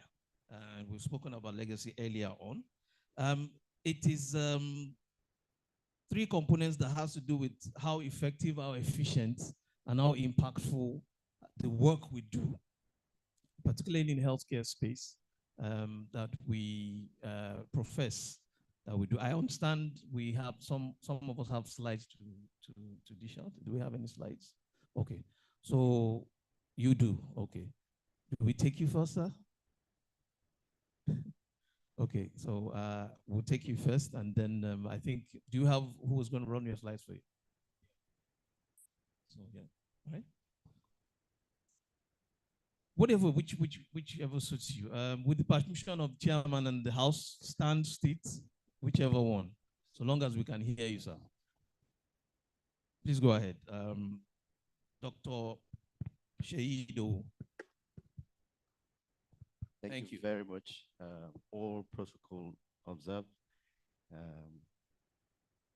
It's a great honor to be invited to speak at this colloquium in the honor of somebody I consider a mentor, an older brother, and a friend. I listened to Professor Adeyemo when he was speaking, so permit me if I'm a bit emotional at some points. Anyway, I don't know if the slide shows, but the competence as a term has been well defined, so I wouldn't go back into that, but it just means that you need to have the ability to do things successfully and efficiently. So I'll be dwelling a lot on what I remember in his saying. One of those things I didn't realize we're teaching. When we lost him and he passed on, then I realized I was actually being given lectures, live lectures that are useful to myself personally. But like you said, it's also useful for every young Nigerian if we're aiming to grow as a nation. So things are clearer to me in Yoruba language. You permit me if I say a lot of those things in Yoruba, but I promise to translate for those of us who don't speak Yoruba. I first met Dr. Alimi when we were resident doctors. I was his junior colleague. And one of the first things I remembered in our discussion is he used to tell us every journey in life, that his father told him every journey in life is an educational endeavor. Make sure you learn something from it. And it stood out for me in my own journey in life. And I think it's very important for us to take that very seriously. When Professor Adeyemo was also speaking, he spoke about his first trip to Austria. yes, that was an eye-opening for a lot of us who were his junior at that time. I remember one of the first jokes I cracked with him when he came back, he said, "You are back, we need to sit down with you so that I can download you." He said, "What is downloading?" I said, "Because I want to be like you." So he went there even when it was very difficult and at a great cost. For us as residents, we were poorly paid then, but he found the resources to go there to learn, to equip himself. And I think that is one thing we all need to strive to do: acquire skills, acquire knowledge. The rest will come after. That's what I believe. And I think it's a very important concept for us as a nation. Then he taught me to be proactive. While I worked with him as head of clinical services, one of the first things he would ask you if there's a problem is, what have you done? Because he said what he has been taught is it is better for you to do something and not solve the problem. Well, maybe that's your decision is wrong, but you haven't done anything is worse, because that means you are not competent enough. His best advice to me, which I still appreciate today, is when you have an opportunity to pioneer or lead anything, take it strongly. Otherwise, you will regret it. And I'll go back to one of my famous teachers in orthopedic oncology who say every human being is entitled to 5 minutes of fame. When it comes, makes the best of it. In terms of his landmark, I won't go into the landmark because they've all been well displayed today and our time is fast spent. I'll just keep all that. But it's important to mention some things that we're able to do. Apart from the infrastructure, he has pioneered some things like the first bone bank. And it's, to be honest, it's not an easy thing to do. He actually sent me to 2 centers in the United Kingdom to study what they do. Even I had doubt that we could do it, but there were tricky things. Professor Abdulkarim is a pathologist, so she knows. And that bone bank is perhaps the first bone bank in West Africa. Before then, we used to, because he's a spine surgeon, when you need allograft, you actually have to order from South Africa.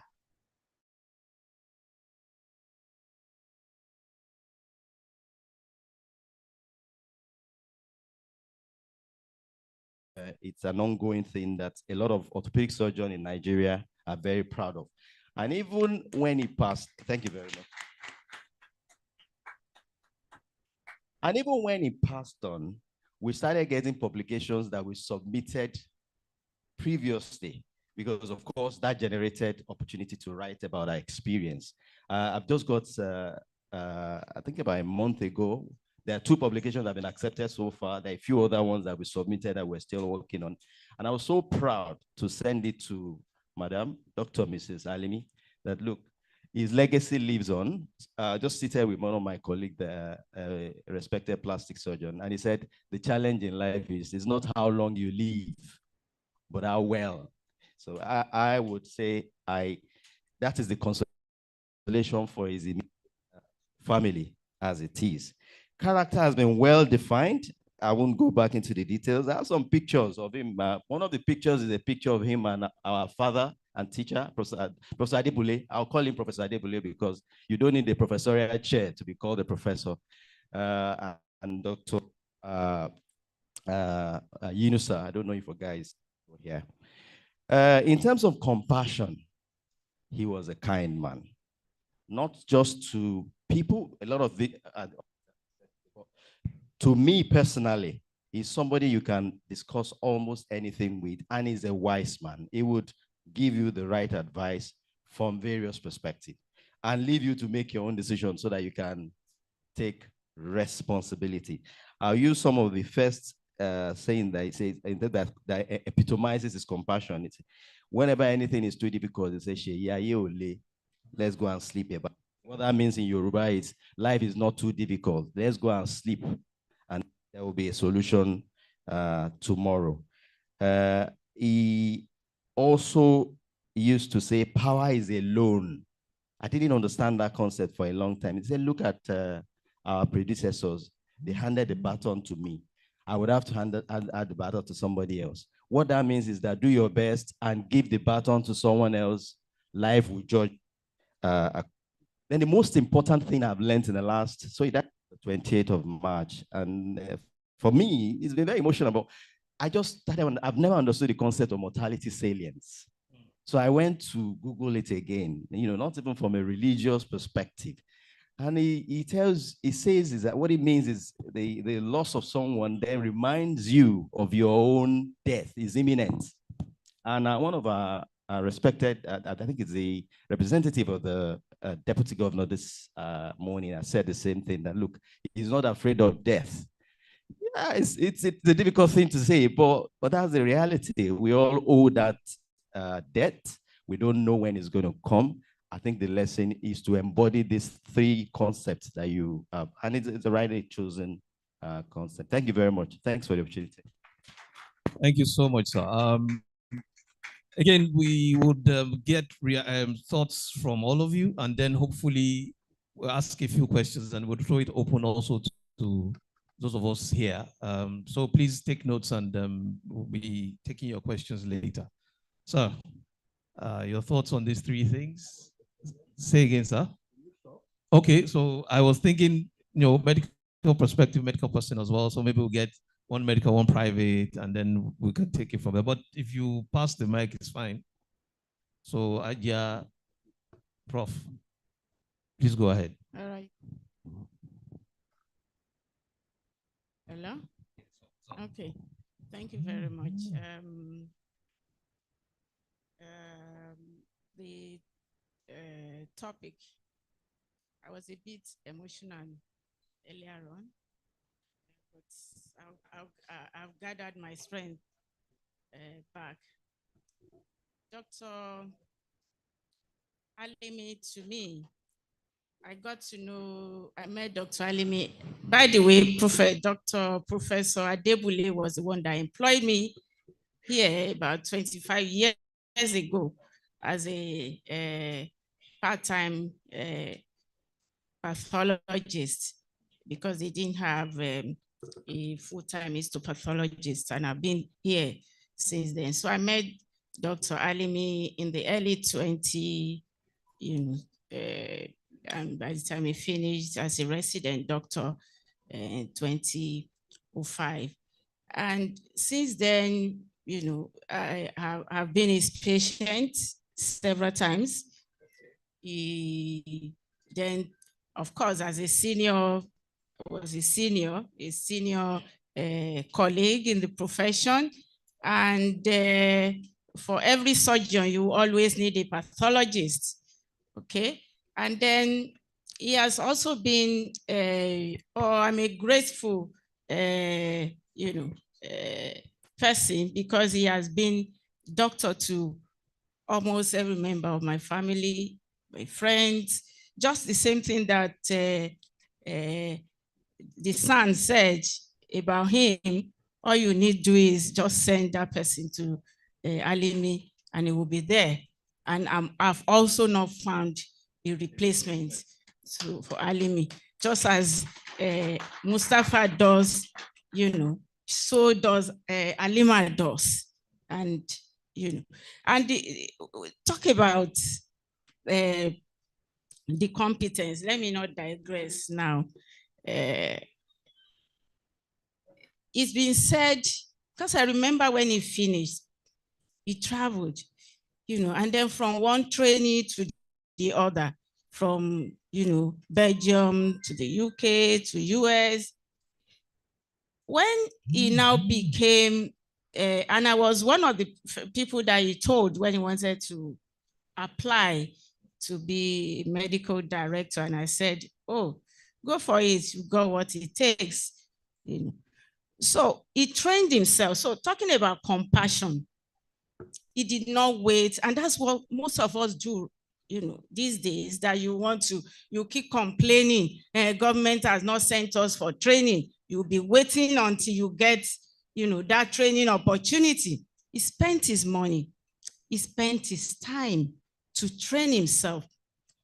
There was a spine, surgeon here before, but he didn't just, he had a senior colleague who trained him, but he didn't just wait on that.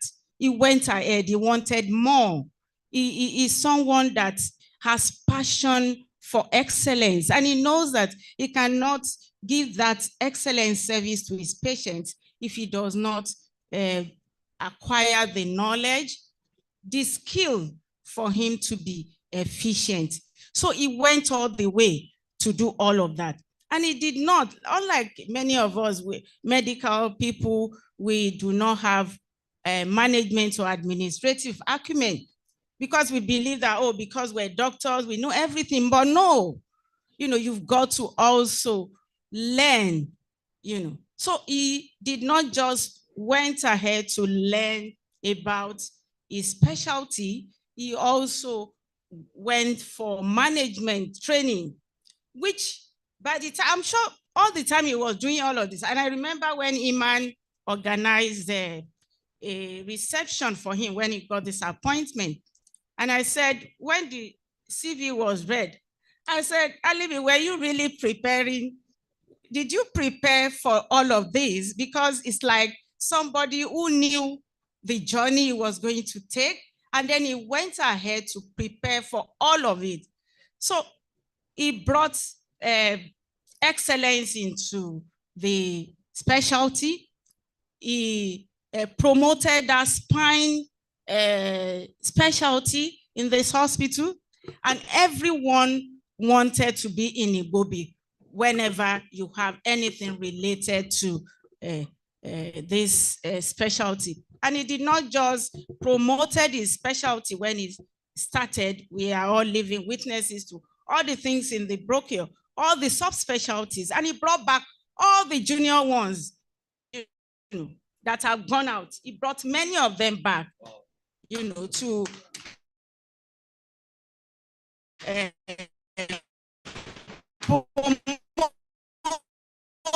all the subspecialties of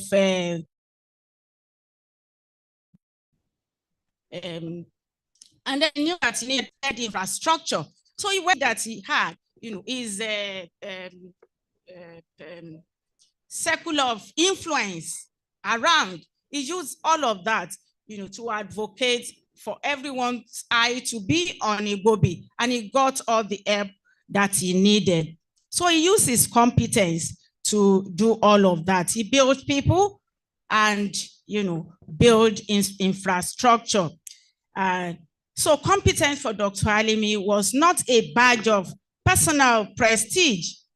It was a tool for strengthening systems and saving lives. Now, talking about character, he wouldn't have been able to, competence alone would not have been able to build this legacy that we're all talking about. It was character that gave weight and meaning to Dr. Alimi's work.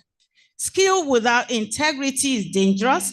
What stood out about him was that his word was good. His example was steady. He was a mentor to so many mentees, so many of his trainees, even so many of his contemporaries as well. That is leadership by character. And it is as important for a nation as it is for an individual. He was known for his fiscal discipline, ensuring every budgetary allocation was spent judiciously and transparently. Colleagues, even national leaders, including the Honorable Minister, attested to this. The most striking was his commitment to creating what he called an enabling environment. He believed leadership was not just about personal power, but about building processes that will endure beyond this tenure. Look at the amenity ward. Amenity ward served two purposes. One, intramural practice that was able to retain all the young professionals that he brought around. Because, the specialty of the orthopedic and bones and plastic is very rare. So they are the same set of people that are here that are called outside to go and work. So instead of going to their mechanic workshop, what we call it fondly, outside, they built this amenity to encourage them to bring in their patients. So it says that to motivate them and also to discourage medical tourism. So all the big guns that will have gone outside, they come here for their spine surgery, for their hip replacement, and all the complex surgery. Look at the older ones. Look at Dr. Beye, very senior people. They are back here. I know even Dr. Yunusa is also comes around. So he brings in people because of his relationship, you know, both the young and the now to compassion. That is the one that bound everything together about Dr. Alimi. This was his heartbeat. He never lost sight of people's humanity, whether with patients, with residents, trainees, with his colleagues, with other staff. Even the union described him as their partner. He was not their boss. To Alimi, patients were not statistics. They are people. And he always emphasized that staff should treat their patients the way they would want to be treated themselves. He ensured indigent patients were not denied of care, allowing treatment before payment, but putting a system in place to secure donor support for indigent patients as well. Even when people talk about, oh, go to Igbobi, they will amputate your leg. He found a means of educating the public.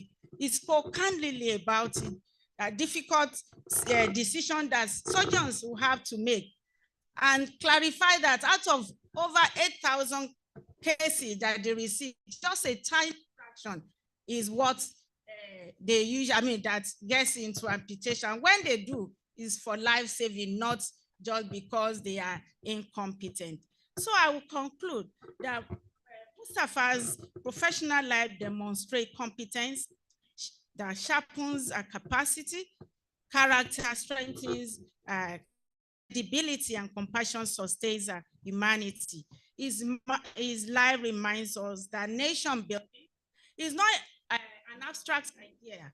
It is the sum of the choices and the values that individuals bring to their daily life and relationships. So when we talk about Dr. Alimi's legacy, it is really an invitation for all of us.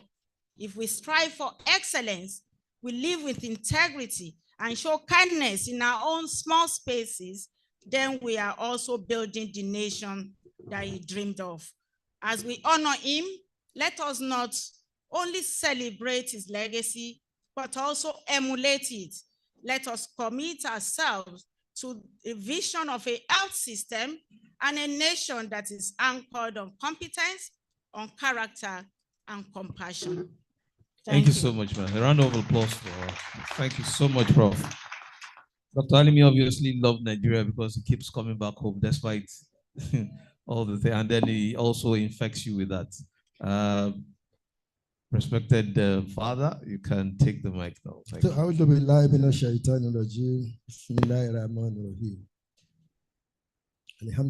Rabbil Alamin Ar-Rahman Ar-Rahim Maliki Yawmiddin Iyyaka na'budu wa iyyaka nasta'in Iyyaka na'budu wa iyyaka nasta'in Ihdinas siratal mustaqim Siratal ladzina an'amta alayhim ghayril maghdubi alayhim waladdallin amin. We give praise to the Almighty Allah. And we say a benediction to the Holy Prophet Muhammad sallallahu alaihi wasallam by saying Allahumma salli ala Muhammad wa ala ali Muhammad kama sallaita ala Ibrahim wa ala ali Ibrahim innaka Hamidum Majid. Allahumma barik ala Muhammad wa ala ali Muhammad kama barakta ala Ibrahim wa ala ali Ibrahim fil alamin innaka Hamidum Majid. So having done that, to our Creator Allah and our Lord, our sustainer, our owner and our possessor, and as he has commanded us that he loved the Holy Prophet Sallallahu, we should also give benediction to him. We have said that. So I can now greet you, my brothers and sisters, our leaders and fathers and mothers, there by saying, Assalamu alaikum wa rahmatullahi wa barakatuh. In less than 3, 4, 5 minutes, I will speak about the family of Alimi. First of all, I did not know how my name was picked for this colloquium. But when they told me it is Dr. Alimi, I said, who is the Dr. Alimi family? I don't know how many people must have gained more than I have gained from that family. And I will mention 2 cases. My mother today, this year, clocks 106 years. This year. Wow. When Mama had an accident at home, Mama was about 95, 96 that time. Mama will not allow you to go to kitchen and cook a vegetable for her. She knows how to turn on the gas and do it herself. And in our compound, she has a small farm for vegetable. One day she went to pluck and fell down, and that is what brought Mama to this place. When we got here, I was in Kaduna, I was not around, but I sent them to doctor. There was almost no space. The space was found for Mama. She was there for more than a year, and when she went home, I can say, Alhamdulillah, Mama was on his feet back. Today, she's 106 years old. Should we not thank Allah? Mama is still living, Mama is still praying, Mama is still fasting, so we cannot forget Dr. Alimi. So the second Dr. Alimi, the female Alimi. When I was 40 years old, next year I will be 70, inshallah. I started using glasses. And I was using that one for more than 30-something years. 2 years ago, doctor, I came back from Kaduna. I was unable to fix it. Dr. Ali fixed my 2 eyes, and today I'm no longer using glasses. So I want to thank both of you that you have played your own role in what we call HDI. Some of us will listen to the government, apart to all government officials here, and they will give us statistics about economic development. We have not been hearing enough about social development statistics, what we call HDI, Human Development Index. Unless we have statistics about Human Development Index, all our policy programs and projects are just only for our pockets and for our physical, material benefits that does not benefit human beings. I was born in Lagos, lived in Lagos, schooled in Lagos, did everything in Lagos. So I will take Lagos as my example. Sometime in 1976-77, I played with a friend. I went to fetch water, and he pushed the bucket on my head backward, and the head of that bucket caught the nerve ear, and they rushed me to Randall Hospital. Before they started asking for go and pay this and yard, all those things, they've already treated me. They now came back. What happened? Today, just like was shown, I would have died. If I had not died, I would be walking with my foot up like this. That is what we call compassion in profession. That is what Dr. Alimi has expressed, has demonstrated in his profession. Number 2, the issue of competence. I trained with number 1 accounting firm, although my brother here may agree or may not agree. I'm talking of Nigerian accounting firm, not American accounting firm. Akitola Williams was the leading African accounting firm in his life, and I trained with them. Akitola Williams.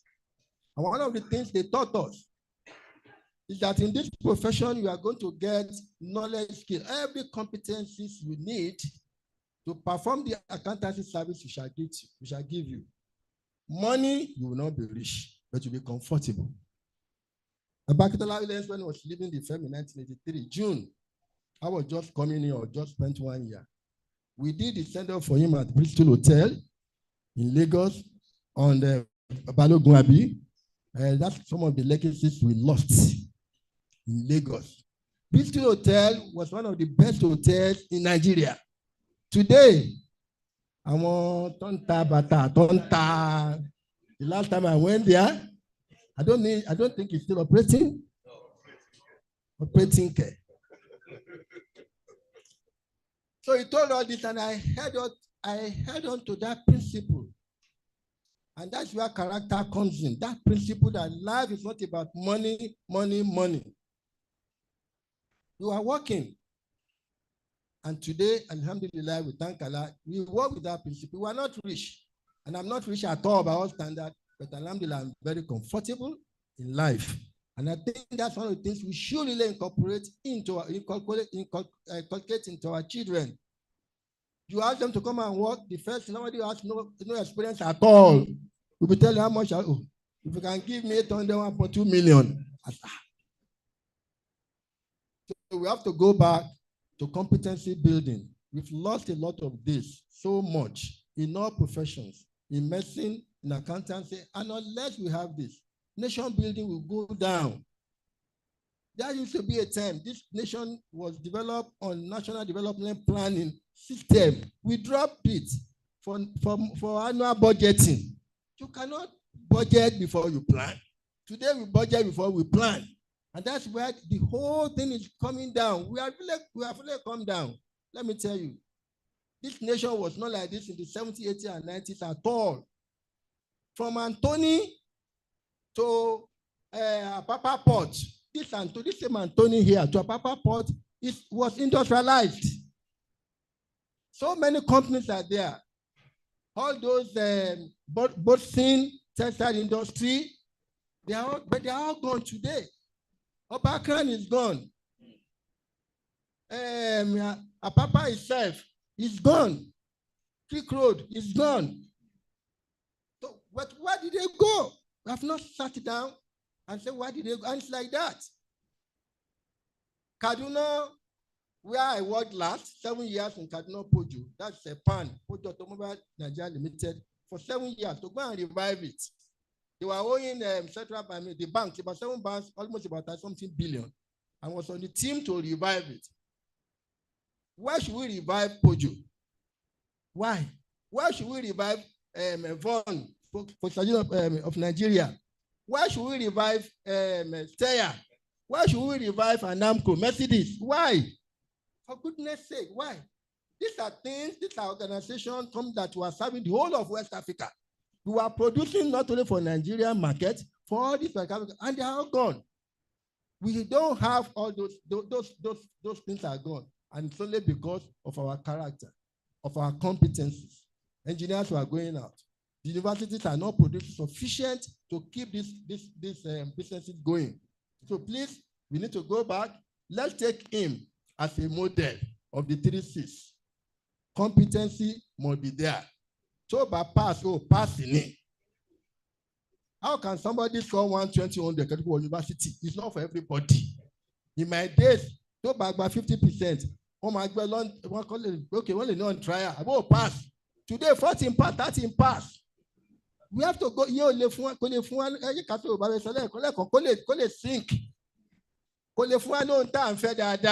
go back to merit. I've gone to medical school. 70 public students. And out of 70, artificial almost about 60 out of 70. Artificial, so many list of this, list of that, the minister fee, list, everybody's list. Merit. How can we not be where he is? He has done his own, he has shown all the way, and it is not left for us to follow the way. I will just stop there. Medol Metala, who has guided him up to this point, didn't live long. I was calculating his age, at 57 years, isn't it? He didn't live long, but he lived well. He did not live, but he lived well. He has left legacy. May this legacy continue by all of us present here to go back home and pick the 3 and use them for our own life and the life of our children. Assalamu alaikum warahmatullahi wabarakatuh. Thank you so much, sir. For the final, your final thought, your thoughts. You're the final person on the panel.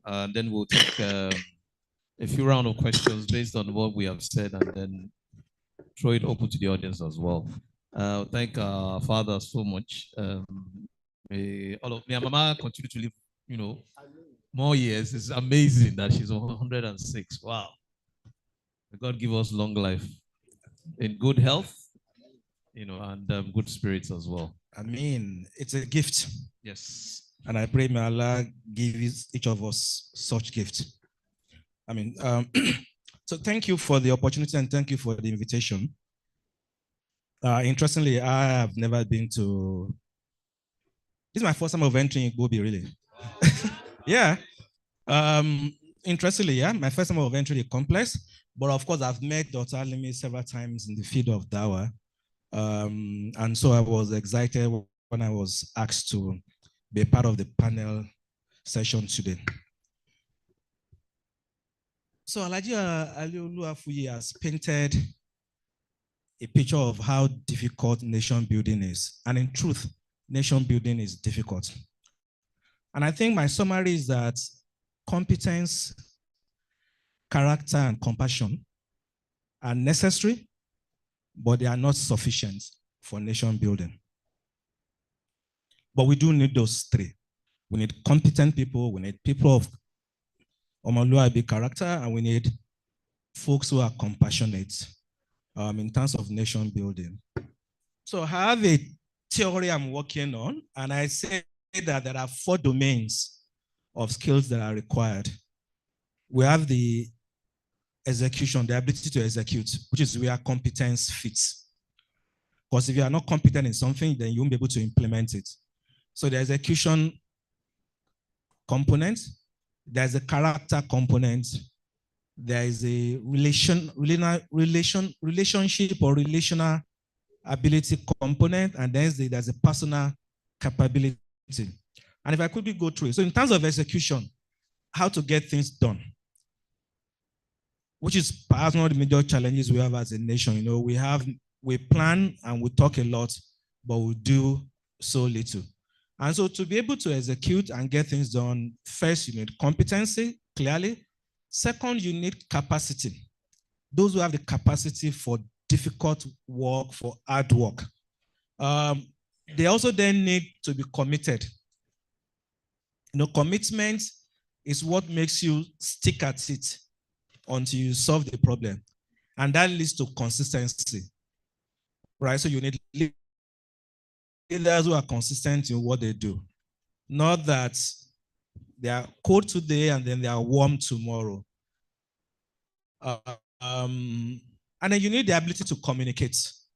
Because if you're building a nation, you always have the elites and then you have the rest of us. And so the elites must then be able to communicate clearly to the rest of now. We will not use 40 years to get to the promised land. So that's the first domain, that execution ability. Second is character. And I think character is foundational. Character is important. And to me, Prof talked about integrity. Integrity is the backbone of the kind of character you want. But you also want patience. Because nation building takes time. And there will be many failures. So you're looking for people who are patient, people who can endure. You're looking for grit, for persistence.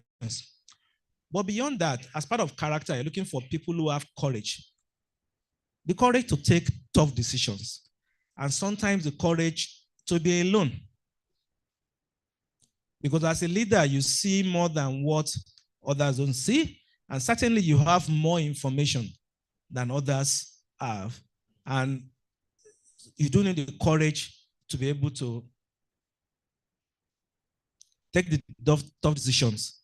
And because you have access to other information that others don't have, that then speaks to a few things around critical thinking. You must be able to think critically. You also must be creative. Creativity to look for solutions. Creativity to make sure that 1 + 1 is 22 and not 2. And that way you can have exponential growth. So your character attributes are some of those things that I've listed. And then the third is around relational qualities. How do you relate with others? Because in nation building, you are working with, I don't know, I mean, there's 774 local governments in Nigeria, well over 300 ethnic groups and co. And so compassion is important, because out of that is empathy, but you also must be one that is comfortable with collaborating with others. And of course, consulting. So in Islam, you talk about shura. You must consult with others. You must collaborate. You know, like the African proverb, to go fast, you go alone. To go far, you go with others. And nation building requires a lot of collaboration, a lot of consultation. But at the end of the day, the leader takes the decision based on his conviction, courage, etc. Right? Also part of relational attributes that our leaders do need to be able to take on this nation building is what I call contribution. They must contribute and give more than they take. And I think all that has been said today about Dr. Alimi is someone who gave more than he took. And so if you're going to go about nation building, you're going to have leaders who are altruistic, who will give more than they take. And it's not about them, but rather it's about the citizens. And also part of that relational attribute will be what I call continuous development, so that you continue to develop yourself. And so Prof talked about the citation of Dr. Alimi when Iman celebrated him, and he spent his time and resources training himself. Yeah, if you're going to do nation building, especially in a country like Nigeria, where 70% of us are below the age of 35, more than 80% of us have never witnessed 24-hour constant power supply. And so they would think that that is the norm. And so as a leader, you've got to continuously develop yourself to build new skills, to be relevant in the digital world, etc. And I think the last domain, so it's execution, it's relational ability, is about character. The fourth domain is your own personal capability to lead change.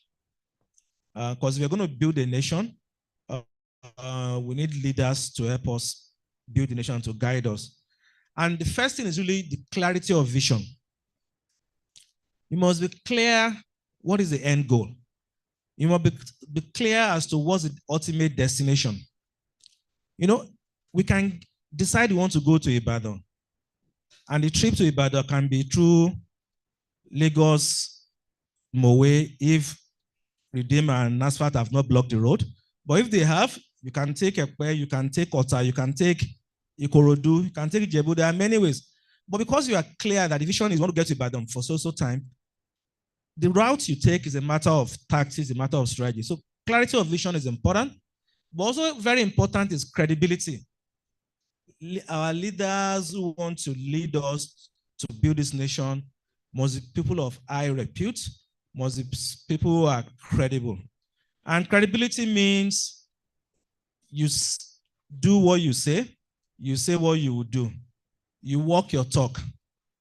It's not that do as I say and not as I do. Absolutely. So credibility is important. But we also need to have leaders who are citizen-centric. So we are doing things for the larger good of the citizens. And lastly, that means they also need to have a change mindset. A mindset that says the status quo is not acceptable. We've got to look for ways to change it. And that also then speaks to creativity. And so when Prof was talking, she talked about, I mean, I don't know the name, some word, anomaly word or something like that. Amenity word, right, that was brought in that will allow private physicians to bring in their own private patient, absolutely, to come to Igobi. That is creativity. Yeah, that is a change mindset that says, how can we add 1 + 1 to be 11 and not just 2? So to my mind, those are the 4 domains and a number of the attributes that we need So compassion, competence, and character are required, but they are not sufficient. And we need to add more in our nation building quest. Thank you. Thank you so much. So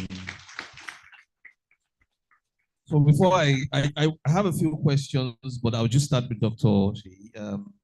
You know, looking at some of the things you had said, your trainings with Dr. Alimi, how he sent you abroad and all of that. I wanted us to look at ideas around training and then retention of talent.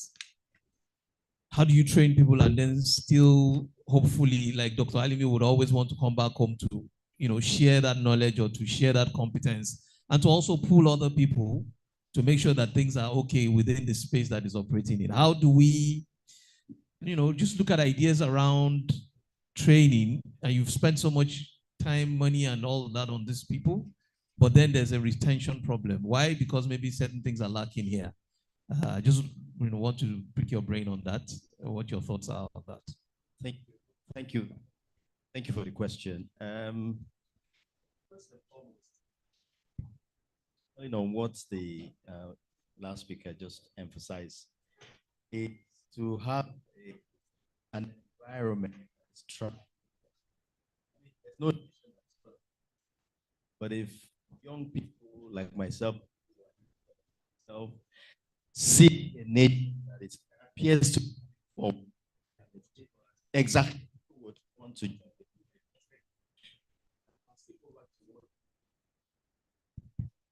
Let me try that. Yeah, I'll still go back to what he told me once, as it when I was offered an opportunity to come back and start and build up a unit. He said, when you have a chance to pioneer or lead and you do not take it, you may regret it in your life. I think the word is actually you will regret it. So that's what I'll say mostly for most professionals. I think it's not a very easy decision to take, because the prospects or the grass always appears greener on the other side. But there's no other joy that is greater than doing things for your own country. I think it's just, I don't know how to describe it, whether we're all just, we're all human beings, so you like your own kind, basically. But in terms of developing that, I think the present government, I would believe, is making a lot of effort to make sure that the brain drain, which is the problem that we have, we train doctors, they go out and work for other nations. I think there are lots of efforts to make sure that that is reversed. Of course, I don't want to, we all know the numerous factors are responsible for that. But I think the key thing is, if the nation is moving in a good direction, many more young people will join the moving train. Thank you very much. Is healthcare profitable? Is it profitable or should it be profitable? In other words, is healthcare, good healthcare beyond the poor? You know, so first. That's an interesting question. I spent, I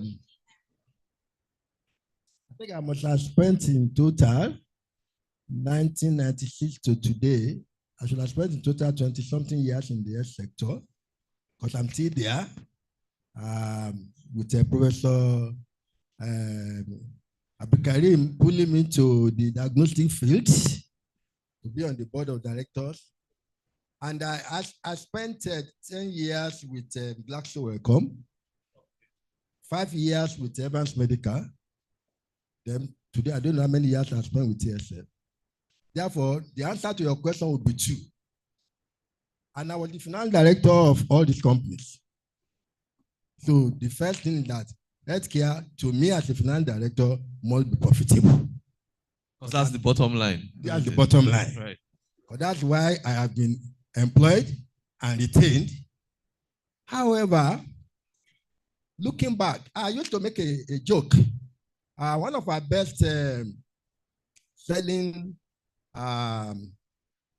products was malaria drugs. And I used to pray, malaria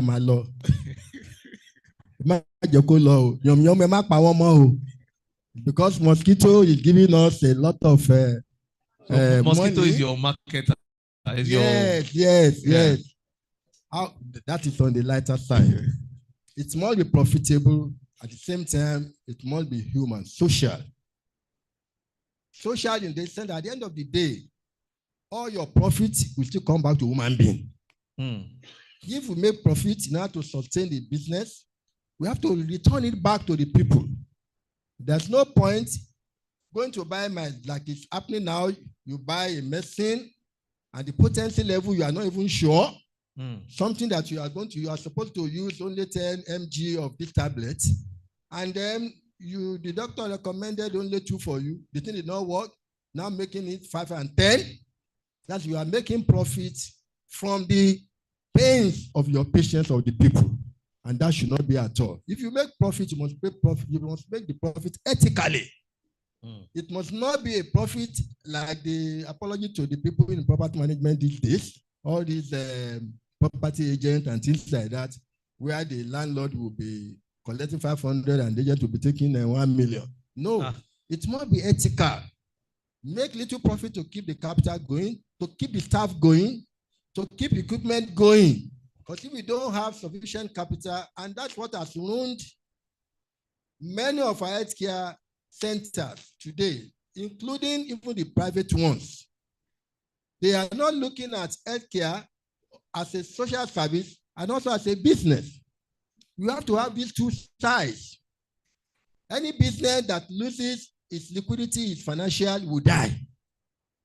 Because that is the blood of anything. That's even the home. You need money at home. So your business needs money. So we need profit. But it must be ethically hand, not overpricing. Some people would say that, okay, you need this drug that's supposed to cost just only 1,000 naira. Because the doctor or the pharmacy wants to make money, it just even say 2,000, 3,000, where it should not cost more than 1,000 naira. I should be able to make your profit. So my answer straight for it, you must make profit, but let the profit be ethical, as minimal as possible, so that the business can go on and the patient can be happy paying the money for his healthcare need.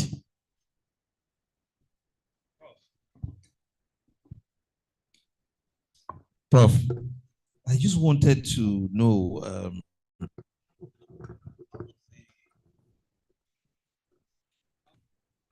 how does a healthcare practitioner continue to develop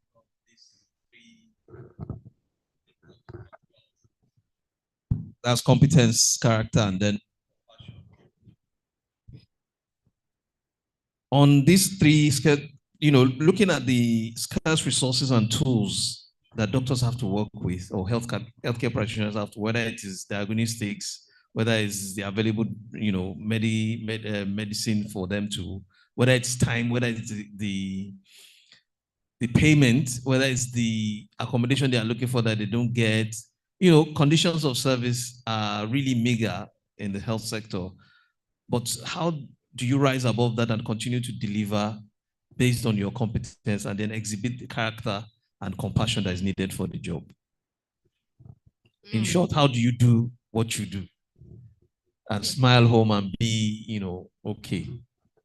Yeah, I can say it's very tough, and it's tough for a lot of people now in the profession, because we are the better, but the younger ones now, it's tough for them, and that's why they're going out.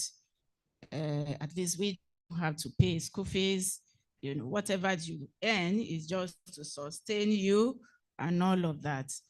So in a system where, for instance, you look at most of our clinics now, the number, in those days, you had maybe like 5 cardiologists running one clinic. And yet, they will have patients there from morning till evening. You have one, you have, and I cite Lutz as an example. And a specific one is gastroenterology unit. Gastroenterology unit is a unit where they see people that have liver, GIT problem. In those days, they had maybe like 4 or 5. Right now, there's just one person. That one person will have to run the clinic. She will have to do ward round. She will have to teach medical students. She will have to train residents and take care of ourselves. So that's why we're having burnout. In addition to the shortage of, personnel, there's the infrastructural deficit as well. That what you require to work with is not adequate, so you have to improvise most of the time. In addition, you still have to look at yourself, because as an academic, if you don't publish, you will perish. You cannot get promoted. So there is a lot of, it's like a web that practitioners find themselves, especially those that are in the teaching hospital. So what makes you to go on and still look sane? It is that fact that if you don't enjoy what you do, you'll be frustrated. And you take solace in the fact that, as a Muslim, what keeps me on is the fact that being in medical profession is an avenue for me to earn plenty and plenty of reward. Because as I'm taking care of patients, I'm not only earning my living, but I am serving Allah. By providing service for humanity, you owe. And then you take joy in what your patients, the feedback that you get from your patients. And somebody comes back to you and tells you, oh, thank you, doctor, what you did the other time. Or your students come back. The other day I was at a gathering, and one of my students, who is now a professor, was telling the congregation what I did as when I was his lecturer, and the way all of them, even though I taught them in 300 level, they will still come back and do in their yearbook and say, who is your favorite lecturer? They will still say, Abdul Karim. So some of those things give you joy. I go to several hospitals and I see people doing like this for me. I'll say, small me. So there are those little things, that gives you satisfaction are the things that keep you going.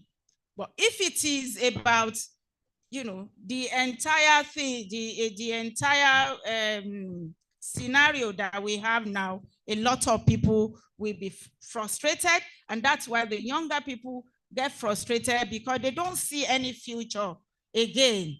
Their salary cannot take them home. Now we want lecturers, right? But nobody wants to come to Lagos because their salary cannot, they cannot afford accommodation in Lagos.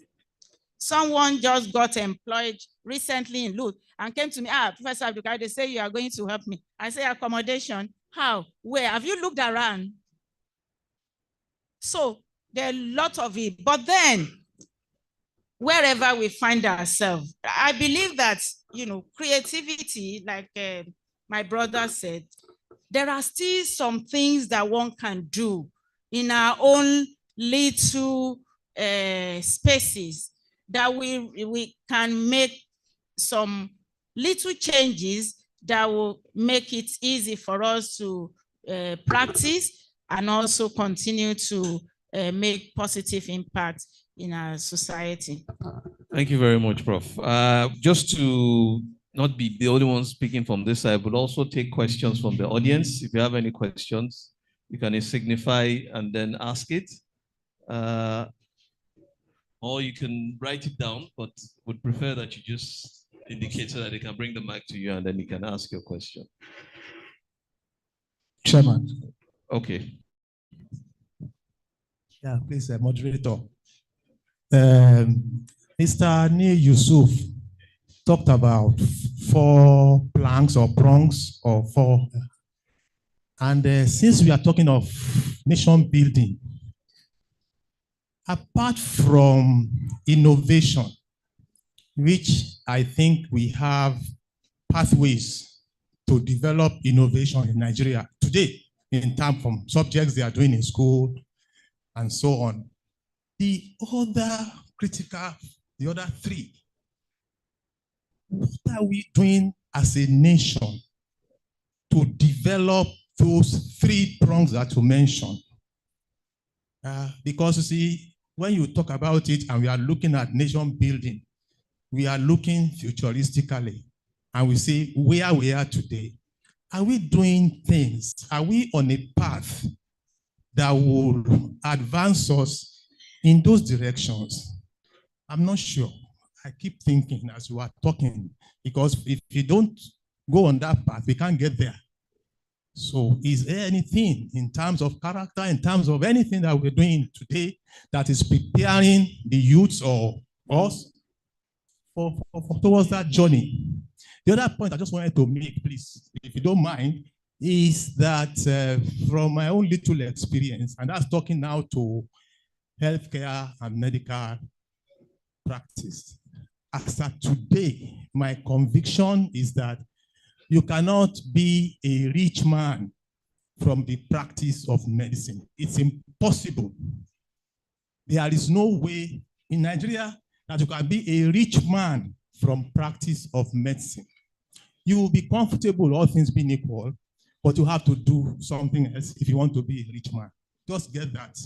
Thank you. We agree. I thought you said healthcare is profitable, you know. Okay, we have so the last one.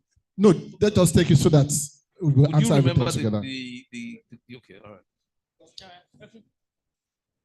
Good afternoon, everyone. All protocols duly observed. So I wanted to say something concerning the, healthcare professionals and the advancement of digital technology. Dr. Alimi, during his days, from some of my, interactions with him, was somebody, like you did mention, that loved creativity. But then going forward, this is discussion around nation building. One of the things that I see when people talk about digital innovations is that somehow for health, unlike the way it's done in fintech, health wants to kind of like create something new.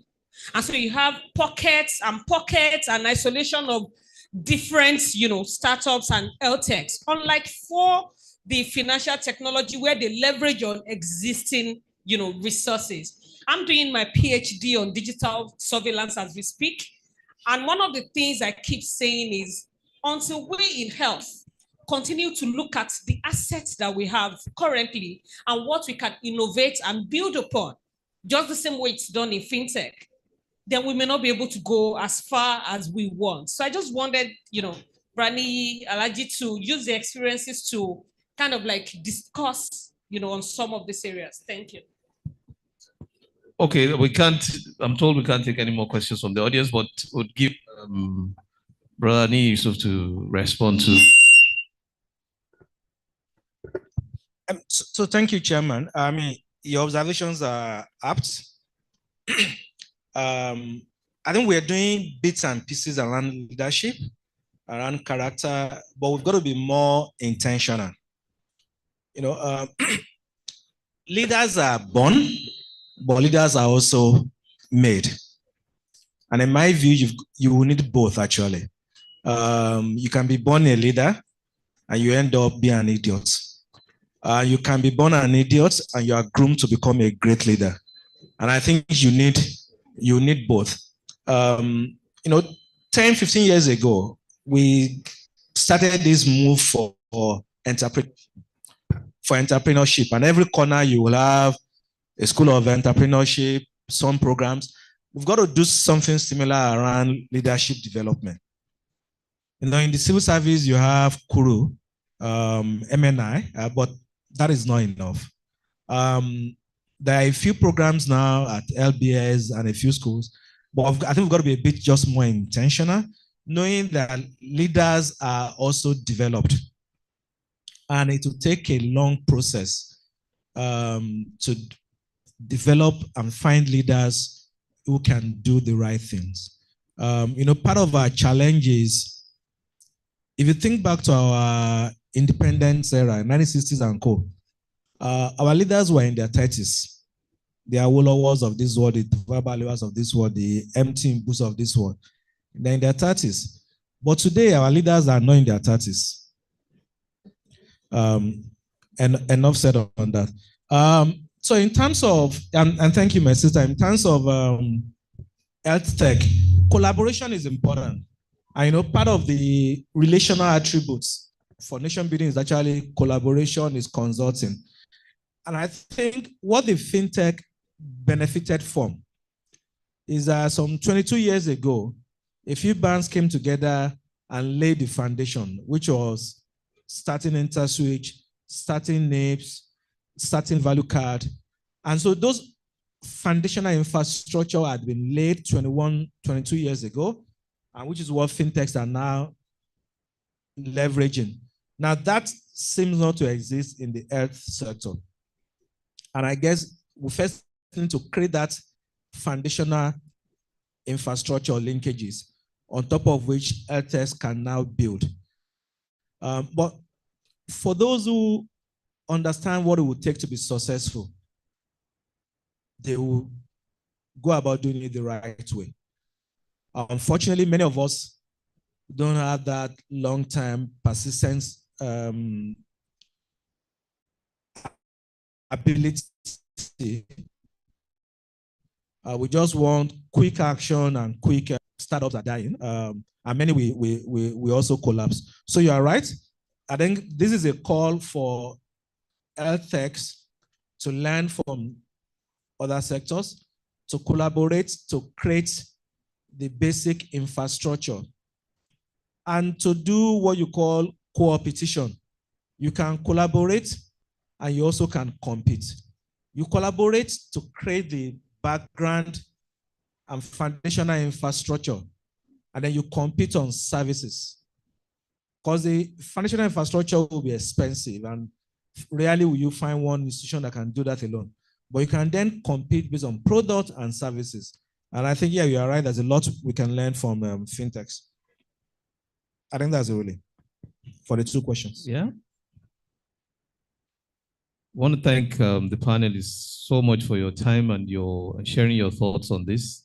As we end this session now, I just want to leave you with a few of my own thoughts, a bit simplistic. I've always wondered why, when we build hospitals, we don't also put our doctors' quarters there as well. This eliminates issues of looking for accommodation or traveling to, or logistics of transportation and all of that. Maybe it's something to look at. The issue of human development index needs to be put back into the center, so that all these three characteristics or components that we talked about can operate well. Of course, it's unfortunate, but again, we still go back to governments that they need to do a lot more, and they need to be a bit more intentional in looking forward. Let's build a nation and not keep looking at our country. We just need to build a nation so that we are truly a nation looking forward to rolling plans that we used to have 5, 10 years, where things are in play and it doesn't matter who is at the helm of affairs, it just follows that system. The healthcare sector is such that when you have a health challenge, you have no other challenge. You have no other challenge.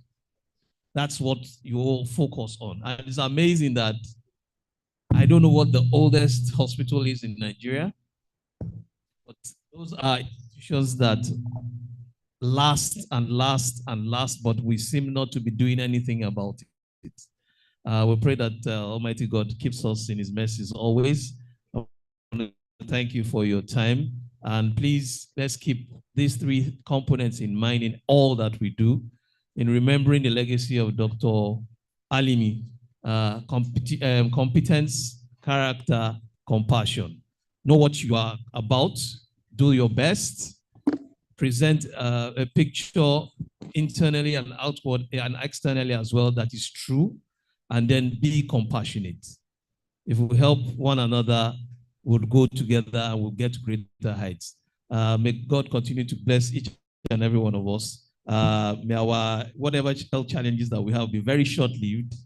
May we work very little and earn a lot. Amen. You will say that. And please continue to keep our doctors in your prayers. Thank you so much. Please let's put our hands together for that, please. Let's keep our hands together for that. Thank you so much, Dr. Sheidu, Professor Fatima Abdelkarim, Mr. Olani Yusuf, Alhaji Juma Babatoluwafri. Please let's take a picture, please, before you leave. Chairman, sir, please can you join them? Where is MD of Idobi, please? Where is Dr. Banire, please? Okay, let's take this picture quickly. While we are taking a picture, I want to acknowledge all those online questions coming up. We sincerely apologize for being able to take those questions for those of us following online. But be rest assured that inshallah, we have learned our lessons. The next one will be better and we'll plan it better. So please forgive us and just take us the way it is. We need to quickly wrap up because time is not really on our side. Moderator, please join them. Or you come, just move a bit. MD, please move. MD, please move. Alaji. No. Thank you, sirs. Thank you, sirs.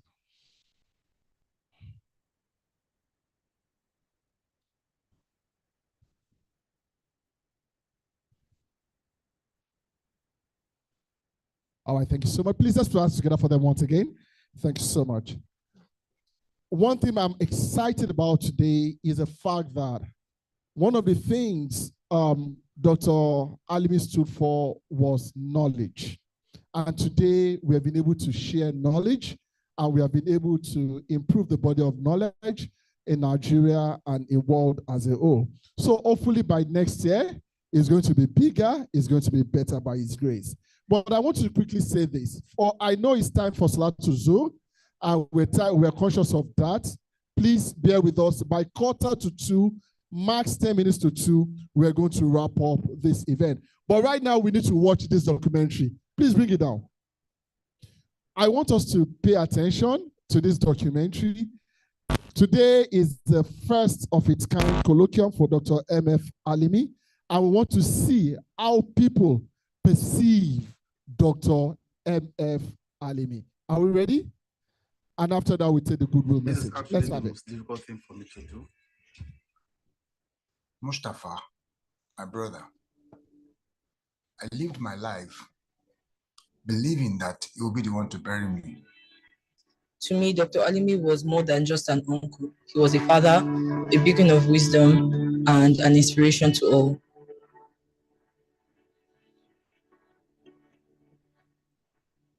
Everyone's story has a beginning. Mustapha Alimi's story starts in Lagos in 1968. He was born to Alhaji Moshood and Alhaja Gania Alimi. He grew up in a boisterous household, the third child in what would become a big family of 9 kids. I'm one of Mustapha's childhood friends. Me and Mustapha grew up in the same neighborhood in Sulere, Akimbarua. Like I always call him, I call him Musti. While we're growing up, we hang out together. We play a lot of games together like hide and seek. We play soccer, table tennis. We read law books together like James Harvey Chase. Mustapha was very smart. He was humble, he was very respectful, and he was religious. Dr. Mustapha Alimi and I were first cousins and also intimate friends. We grew up together at the suburb in Sulere. Dr. Alimi was an embodiment of humility, empathy, compassion, kind-heartedness, steadfastness, and untainted generosity that transcends his immediate environment. These virtues he tried to conceal. However, the more he tried to conceal them, the more noticeable it became.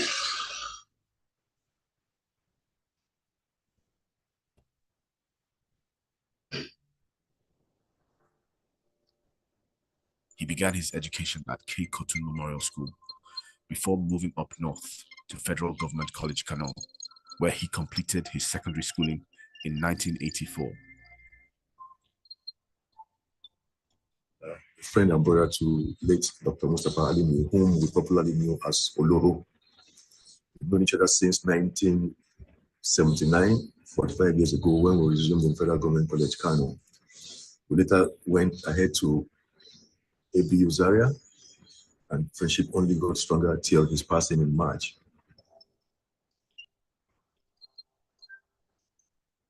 I met Mustapha in 1979 when we started out at FGC Kano, but he didn't really become a pal till I was in Form 3 when I got moved to Watery House. He then became a confident, best ever. I went to Ishogbu a couple of months ago, and the only person my mom asked me of was Oloro. It was so sad that he's gone, but I know he's in a better place and he served humanity.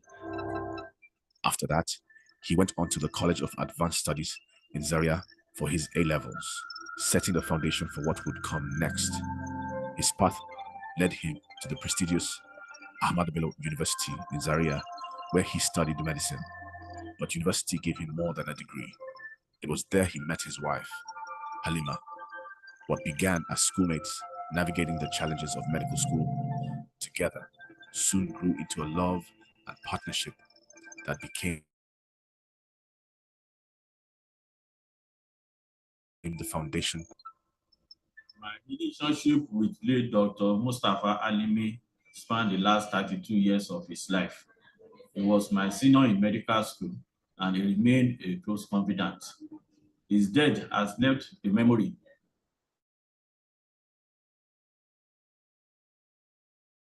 of a dear brother, the dependent. Dr. Mustapha is not only a colleague, but a great brother. And a mentor, all wrapped into one.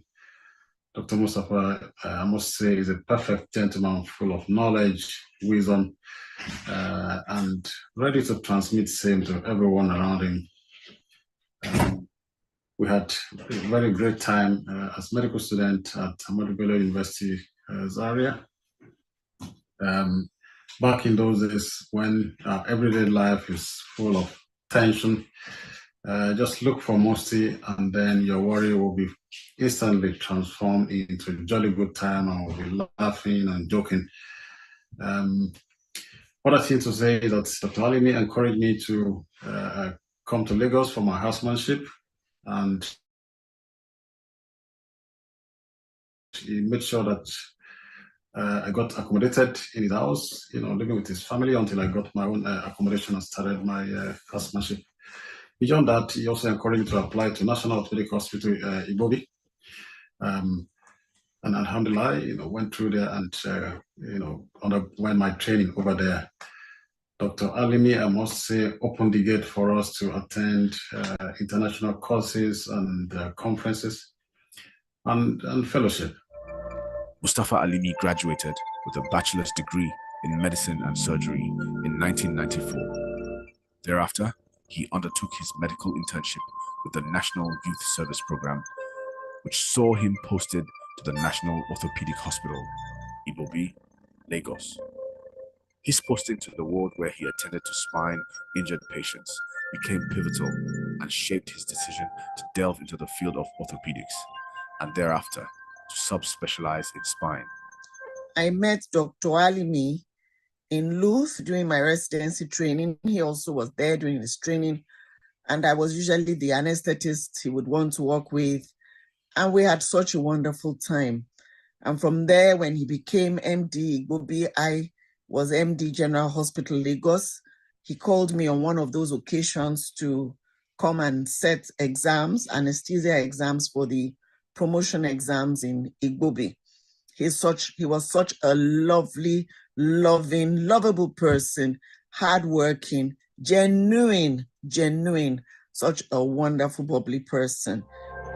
His training spanned several years, traveling far and wide across 4 continents and training under prestigious spine specialists. He became a member of several international spine organizations, the first being the the IO Spine International. It is with deep sadness that I've learned of the passing of my dear friend and colleague, Professor Mustapha Alimi. I first met Mustapha over 20 years ago when he was a young and determined spine surgeon. I am proud to have been able to support him in his early career, introducing him to AO Spine and helping with his AO Spine fellowships in Turkey and India. From those early days, I had the privilege of watching his career flourish. His rapid rise to become the head of Igbobi Hospital was no surprise to anyone who knew him. Mustapha became a father figure to so many young Nigerian surgeons. The founding of the Nigerian Spine Society is very much his legacy. And through both the Society and AO Spine, he has shaped the careers of hundreds of surgeons and made the impact with thousands of patients. On a personal note, Mustapha and I were very close. I always look forward to seeing him during my visits to Nigeria. Dr. Alimi was instrumental to the formation of the Nigerian Spine Society. He was a very strong pillar to the establishment and the sustenance of the group, particularly as it relates to training of spine surgeons in Nigeria.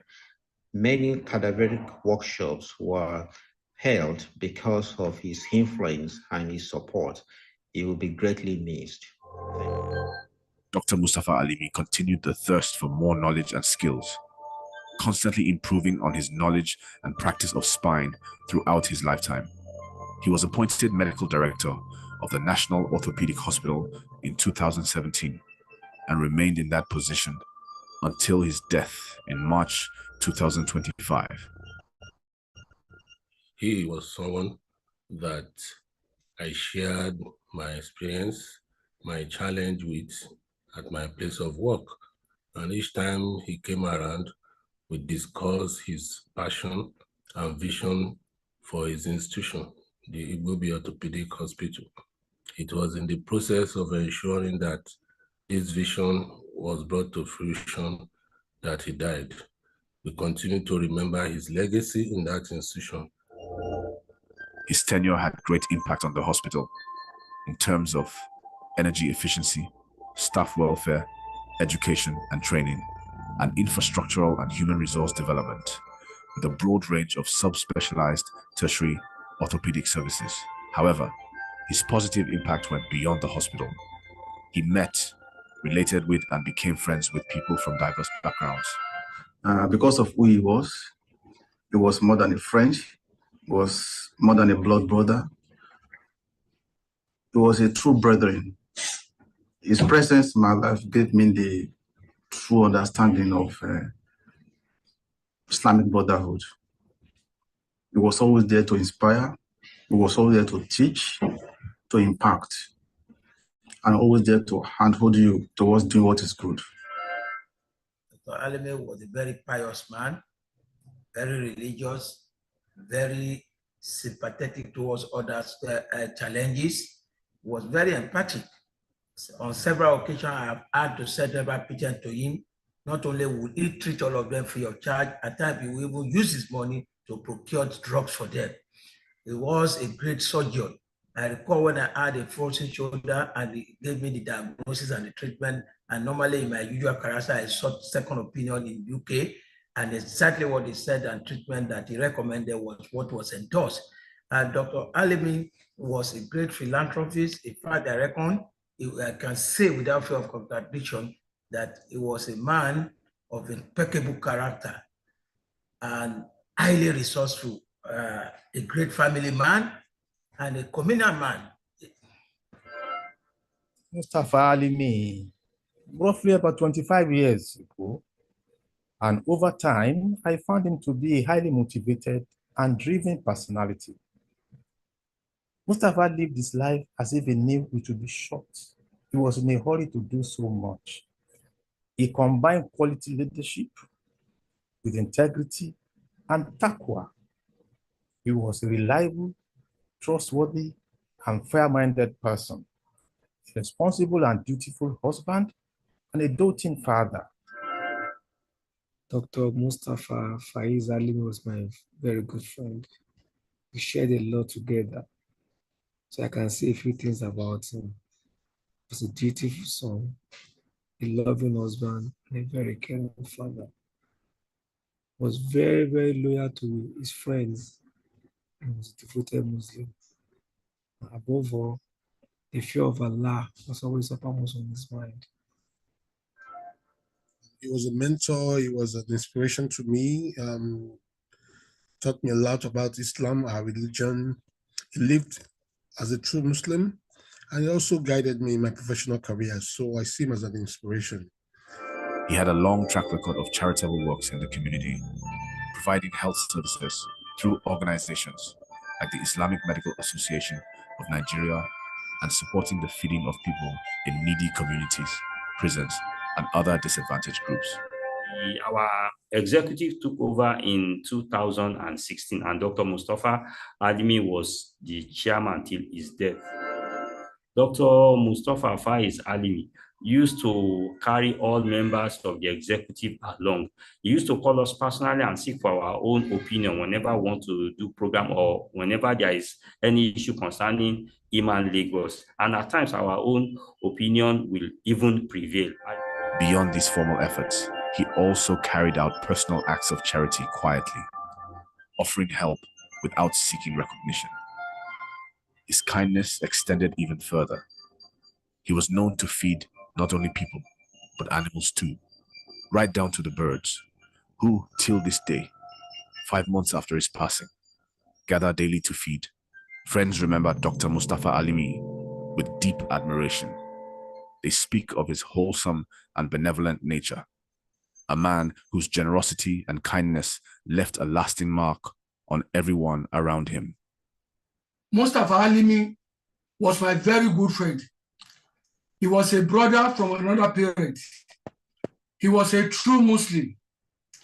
Throughout his lifetime, all his actions were carried out with the fear of God. He was my great benefactor. For the 30 years we spent together as friends, I benefited more from the friendship than he did. He was a very, very generous person, generous to a fault, and was a very selfless person. And we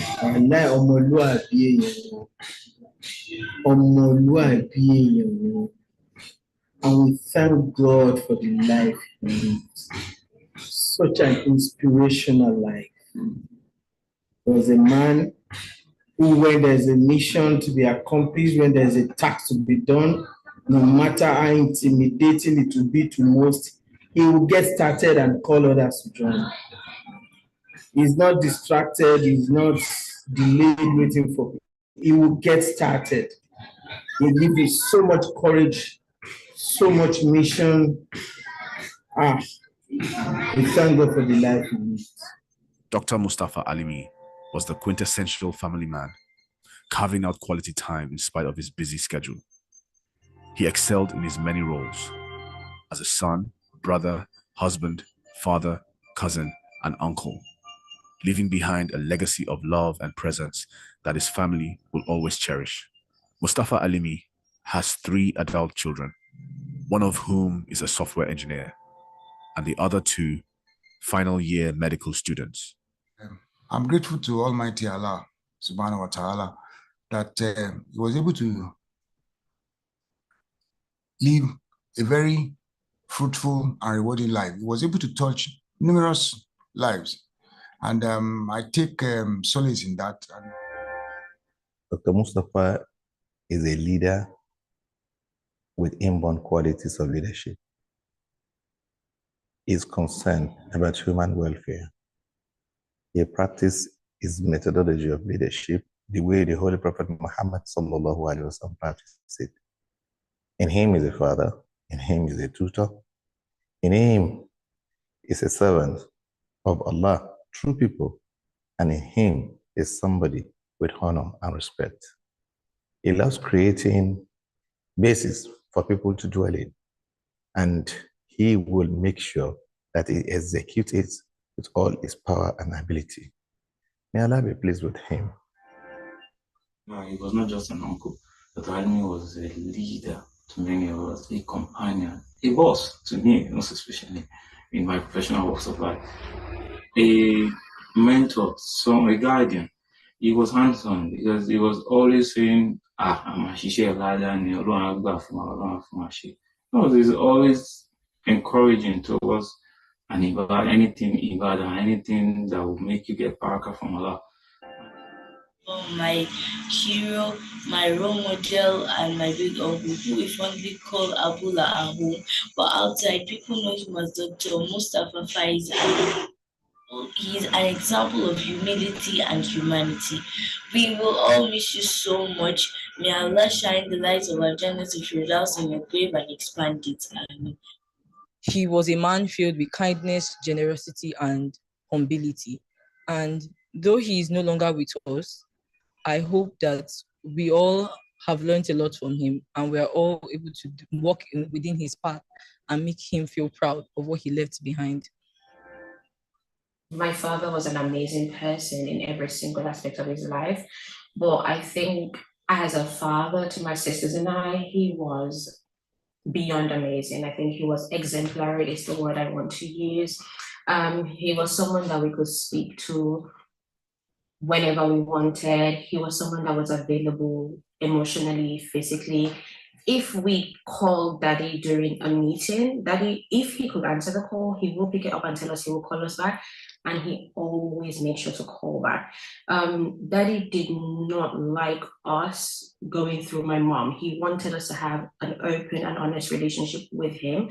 And so he preferred for us to go to him directly for anything. When we wanted something, we went directly to Daddy. Daddy was available. When we needed someone to talk to, he was there. We spoke to him. He was someone that wanted open contact, and that is exactly what we got from him. Going through my memories, I'm not sure that I can think of a single milestone in my life that my dad is not heavily intertwined or ingrained in. From nursery, primary, secondary school, university level, Daddy has been hands-on and involved. I think when we in med school doing anatomy far away from home, or when we were doing orthopedics, anything he knew, if we had any question, if we needed someone to explain to us, Daddy would make sure we were on any video call and he was there explaining things to us. Even when he wasn't fully knowledgeable in it, he made sure he did research. We did everything together. I think basically, we hope and pray that Allah gives us long life and prosperity to make him proud. We are striving, we hope to exceed him in goodness. We pray that Allah accepts all the prayers we make for him and accepts everything we do as Sadaqah Jariyah on his behalf. We would try our possible best to continue his legacy. Together, their words paint the picture of a man who lived fully for others, grounded in family, faithful in friendship, and steadfast in kindness.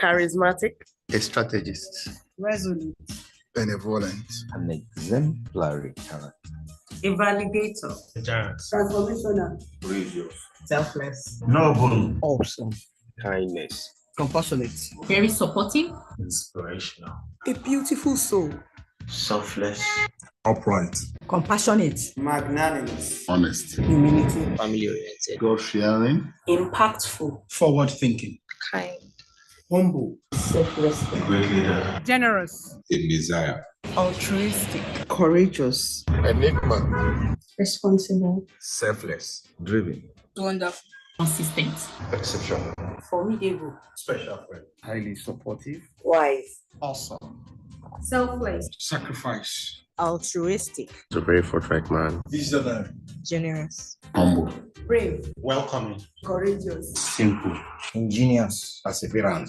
my safe haven, influencer, a total humanitarian, jovial, selflessness, compassionate, polymath, a quintessential compassionate Muslim. Loving. Honest. Empathetic. Illuminating. Intentional. Inspiring. A visionary leader. Unforgettable. Accessible. Passionate man. Devotion. Affectionate.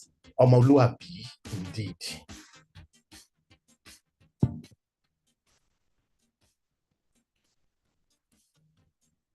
Well, I think we can do better than that. Let's appreciate the life of Dr. M.F. Alimi. Nothing to add, nothing to subtract. Looking at the last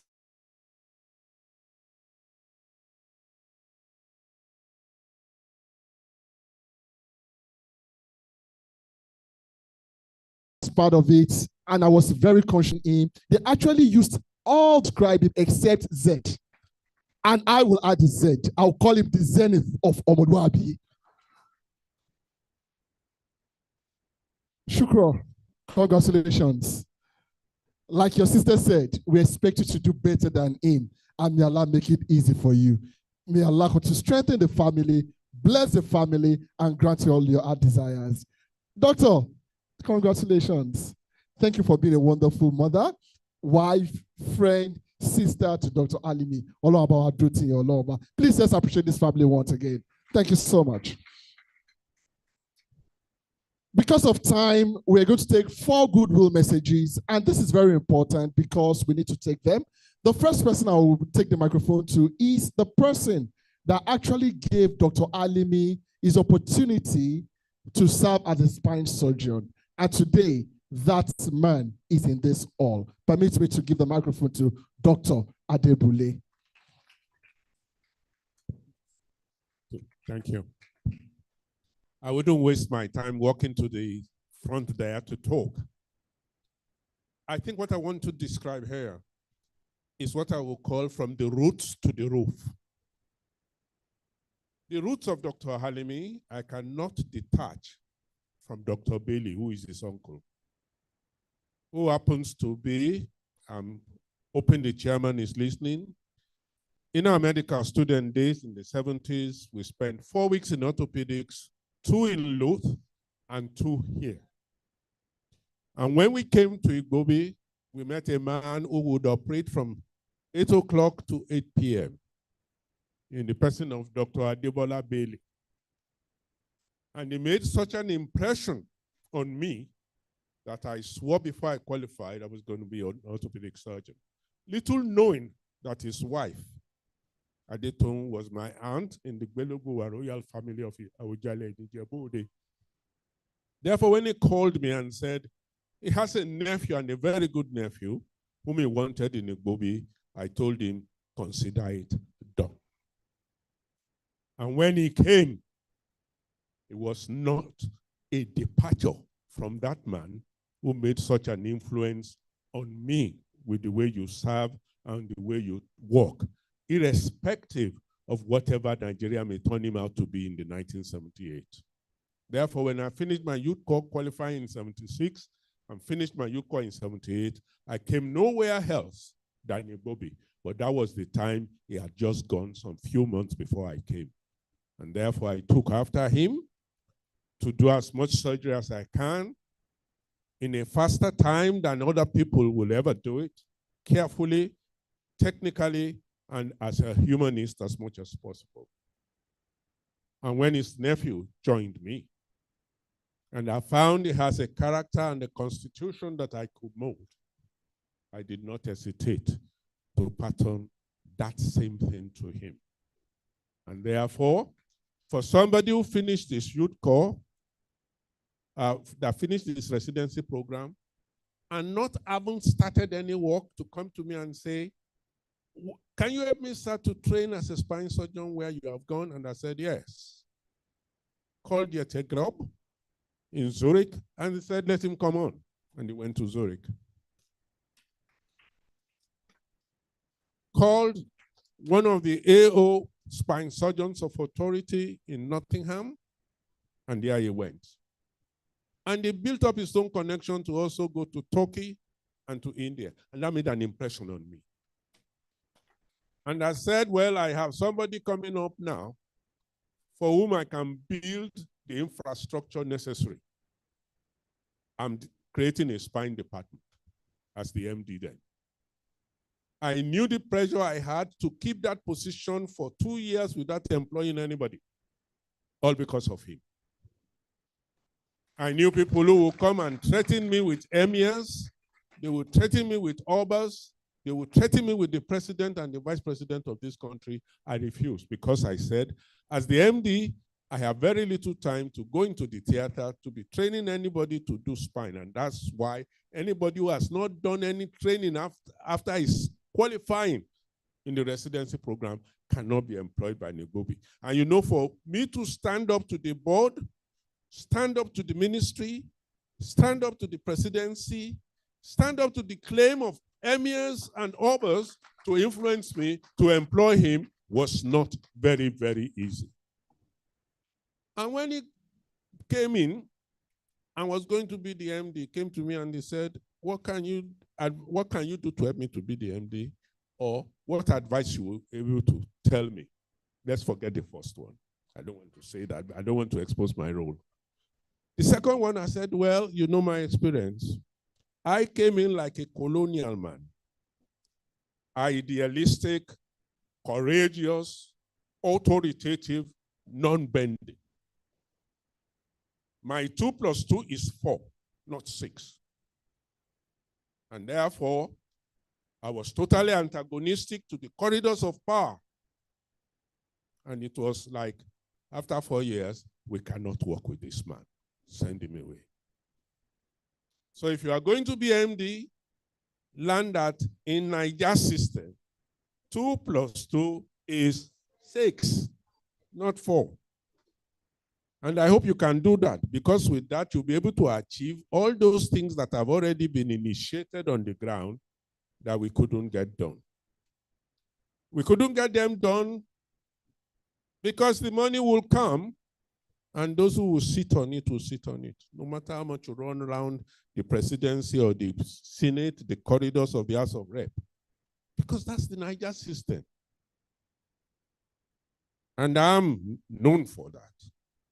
Therefore, the 30 years of the Niger system between Bailey and me in Bailey in 78 and me in 2008 is something of history that with what I've seen today, I'm determined to pick up my pen and write about. Because not only has Munich come in there, he has demonstrated that with 2 + 2 being 6, you start even give a quality of 8. How he did it, I don't know. But I must commend him for picking up from the roots of what he is to the roots that succeeding medical directors, even beyond me, tried to do into what should be the Igbobi hospital of the 21st century. And we are now in the 21st century. And he has built it to the standard and the concept that most of us thought about then, that we wanted an orthopedic hospital of the 21st century in the present day Nigeria. Therefore, since 1945, as Igbobi looks towards December 6 to be 80 years of his establishment, they have it the root. And that's why what I'm saying is, Alimi has been able to pick the roads from where we dropped off when 2 + 2 cannot be 6. He has made it 2 + 2 is 8. And he has used it to achieve all these things with the character of what you are. I tell you, that is a man that we all need to be if this country wants to move forward. Thank you.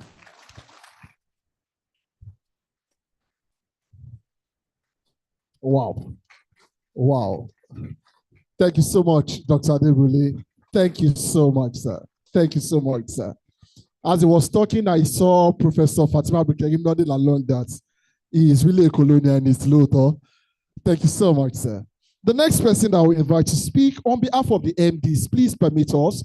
We'd love to hear from all the MDs, but we cannot. So I would like to invite Dr. Uweye Olubenga, the MD of Psychiatric Yaba, to please do us a favor of speaking on behalf of the MDs. Please, a round of applause for him, please. Thank you so much for the opportunity to speak on behalf of the MDs. And I want to start by appreciating those who put this program together to remember Dr. Alimi on yearly basis. Dr. Alimi is not a man to be forgotten at all. I got to know him for just only 3 years, the last 3 years of his life. I did not know him from anywhere. And how did I get to know him? When visitors are coming to us from Abuja, Dr. Alimi will put all of us together. He will say, let us combine all our efforts. It is much more prudent, it's cost effective, and it will manage all of us and put all this in together. And by the time we host them, it will be excellent. Not that alone. When I now know that Dr. Alimi is an embodiment of character, compassion, and competence, I said, let me get closer to this man to learn from him. I started, if you look at the pictures, you will see me with him almost all the time. So I became closer to him. And one thing was so special. He started mentoring me. He would say, you go this way, you do this, you get this result. Always with him. On one occasion, he said, Dr. Uweye, you must not miss this opportunity today. You must be at Ibobi. I came to Ibobi. That was when they were launching this hostel, the College of Nursing hostel. And I came closer to him. He said, by the time you are going home today, you take something home. Lo and behold, after the program, by the time he introduced me, we talked. I went home with 100-bed nursing student hostel. It's now ready in our own hospital as I'm talking now, fully built. I said, look at this man. You don't know me from anywhere. We are not of the same religion. He was just there to help.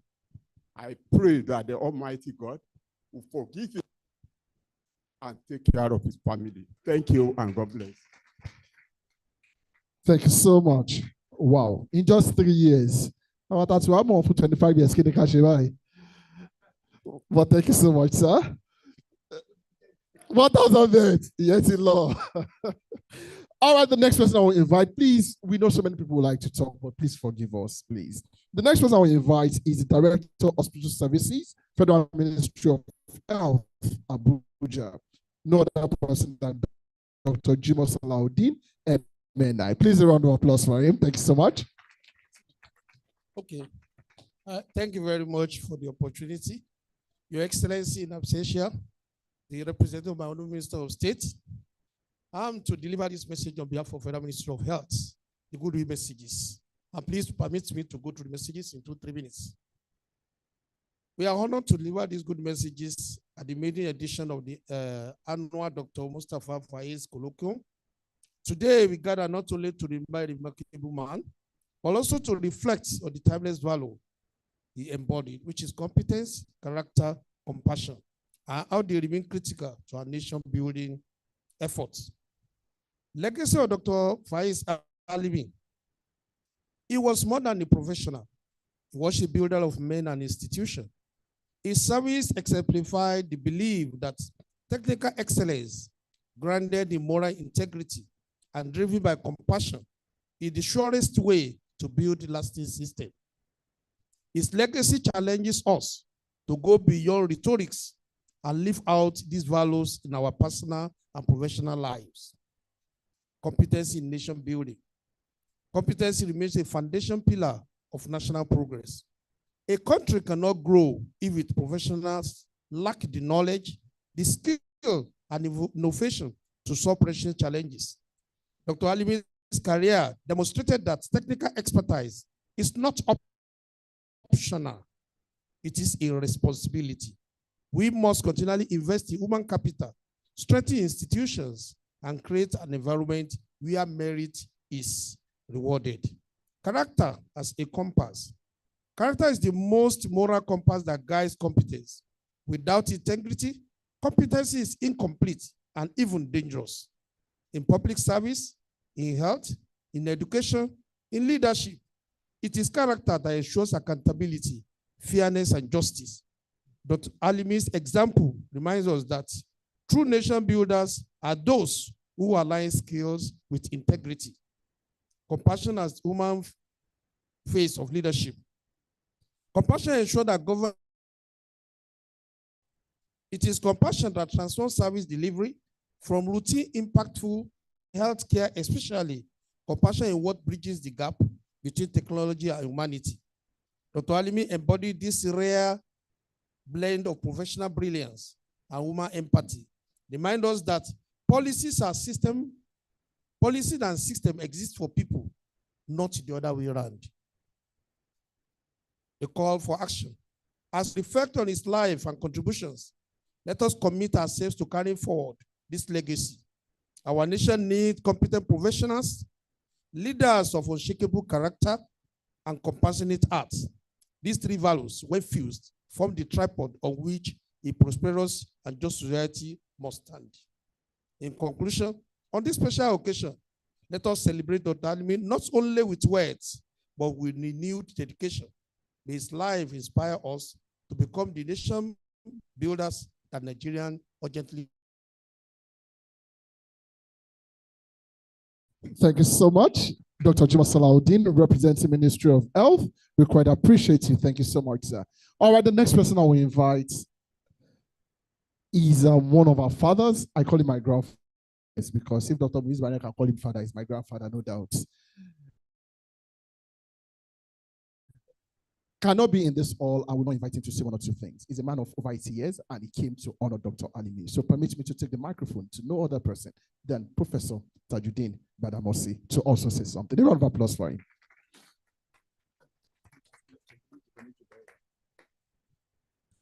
Mr. Chairman, Kabisi, distinguished ladies and gentlemen, only 3 points I need to make. One, we all know that our friend, our brother, Dr. Mustapha Alimi, was born a Muslim. He lived as a Muslim and died as a Muslim. And Adua knew. Bash Adua from Adua Shef. So I gathered here today to join together and say, who allow Meta, Koloko Shano, Koloko Foriji, Koloko Satan of the Dows. I also be lemon and shaitan rojim. Okay, Bismillah Rahman Rahim. Kulu Allah Ahad. Allah Samad. Walam Yakulahu Kufuan Ahad. Bismillah Rahman Rahim. Kulu Allah Ahad.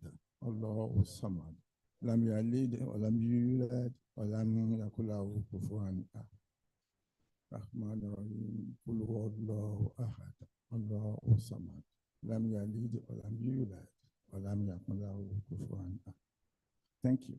Second point I would like to make is to express my own appreciation for the organizers of this.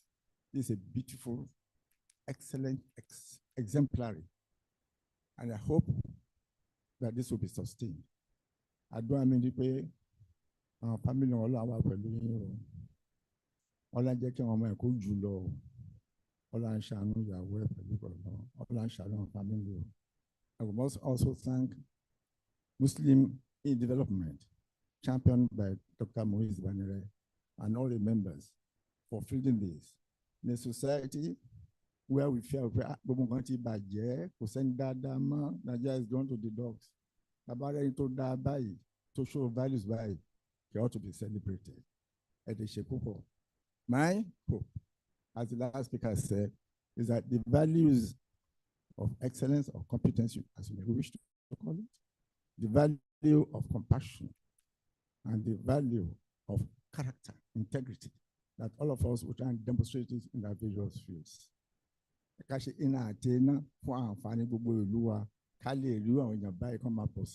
Bismillah ar-Rahman ar-Rahim. in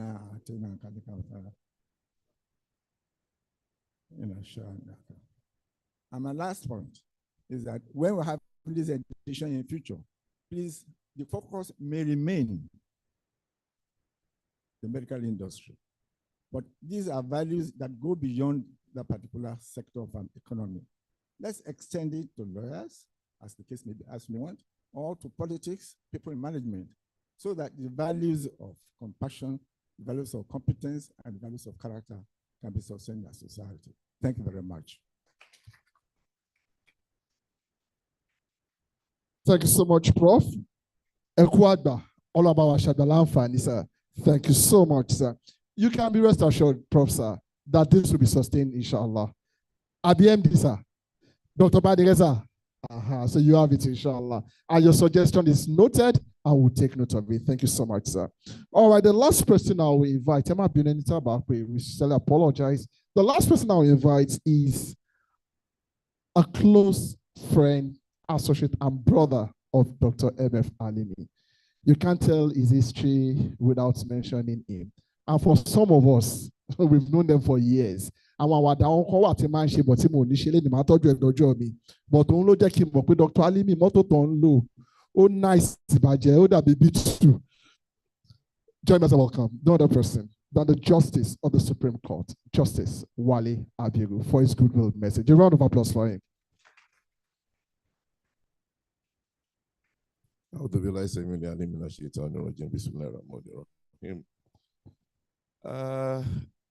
Honestly, I would prefer not to speak at this event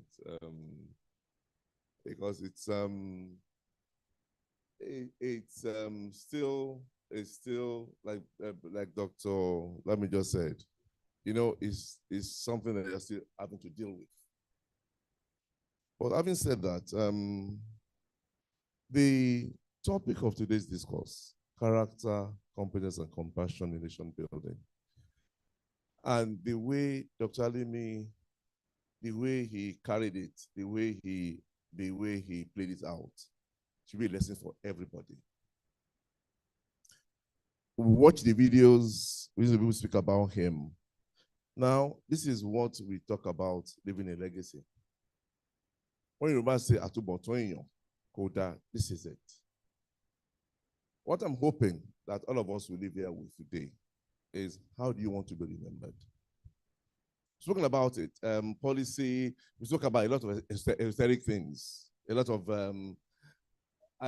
things that were not personal, they were too esoteric. But what I want everybody to leave here with today is, how do you want to be remembered? All of us have had opportunity or opportunity to hold a position of leadership somewhere, sometime. What do you do with it? How do you pack people around you? You know, if you all live here today, having learned these lessons, honestly, this whole thing will be worth it. Let us begin to make little changes in our spheres of influence. I say this thing all the time. If all of us who are position of authority make changes in our spheres of influence, this country will be a better person. We talk about leadership, government, as if there are people from outer space. They are part of us. We are the ones that get to these positions. You know, it's easy to speak, it's easy to talk. It's not to act that is the issue. My appeal to everybody here today is that let us live here with a firm resolution that we will, in our individual lives, in our professional lives, try and emulate the qualities that we've heard this day today. Character, integrity is one of the things that's lacking most in this country. The role of character are put in position of authority, things will change.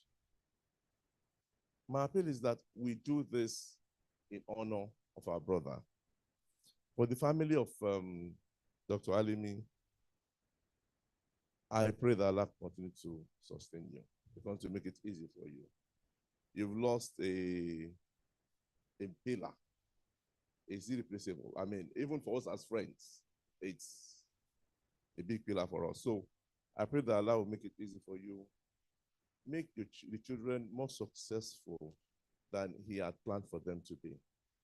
And I pray that this program can be sustained and that yearly we come to remind ourselves of these qualities, and then we can begin to question ourselves, how far have I done? What have I done in the last 1 year?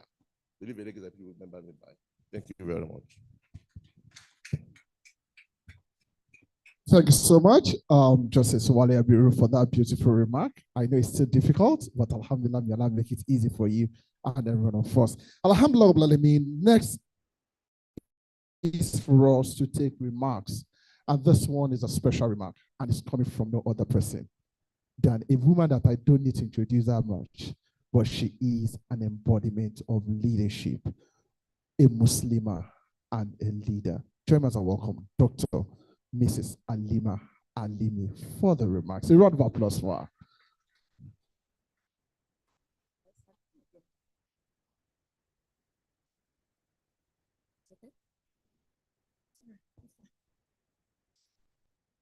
Assalamu alaikum and good afternoon, everyone.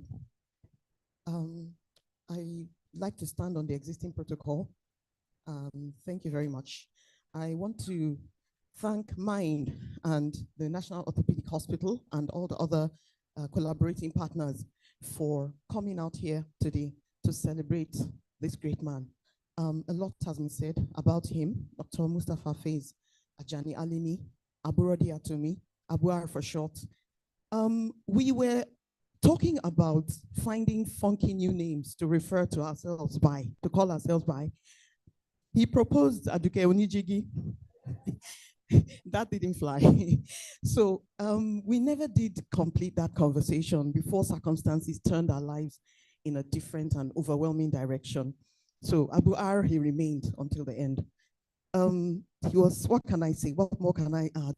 He was such a good man. And what I would most love to see come out of this is for his legacies to truly endure. He worked very hard, believing that it could be done.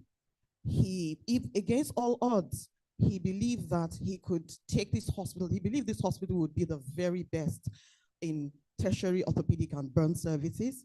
And even when he was ill for a few months before he passed away, even whilst he was ill, every tiny window of wellness he was on the phone advocating for the hospital.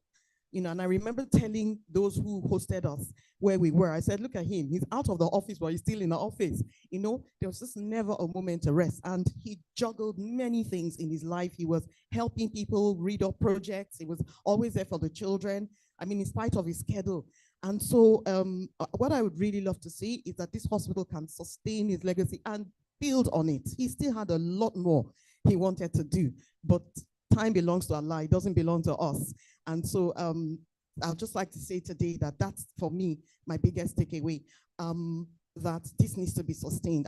That's a bit that I'm really worried about. I want to say a big thank you to the chairman of this occasion, Dr. Lavinger. Thank you, sir. I remember when he came under a lot of pressure, people saying, go ahead and apply for the post of MD. I remember telling him, no, please just don't go there.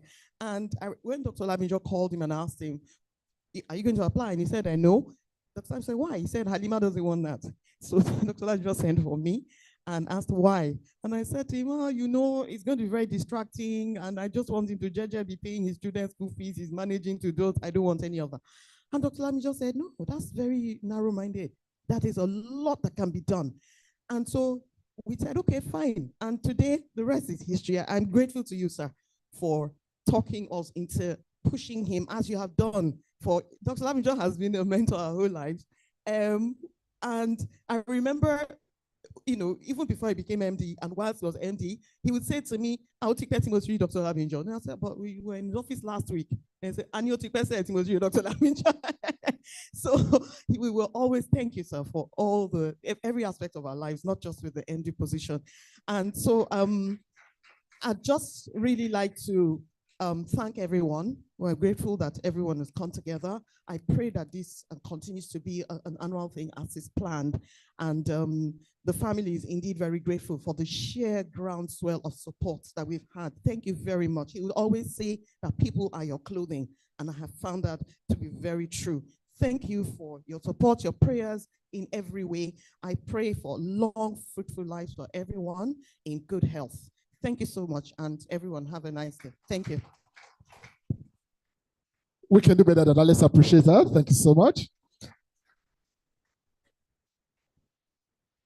May Allah continue to be with you, guard you, protect you, and grant you all your heart's desires. Bismillah inna a'thayna. Bismillah ar-Rahman ar-Rahim. Inna a'thayna kal-kawthar. Fassalli li rabbika wan'ar. Inna shani'aka wal-abtar. All right, like our joke we started with. My China wristwatch says 1:45. I don't know about your own. No, my own China wristwatch. And we agree to be using my own wristwatch. So, but other than this, permits me to invite Head of Clinical Service, Dr. Francis Nwachuku, to please do us the honor of moving a vote of thanks in a few minutes. Please a round of applause for him.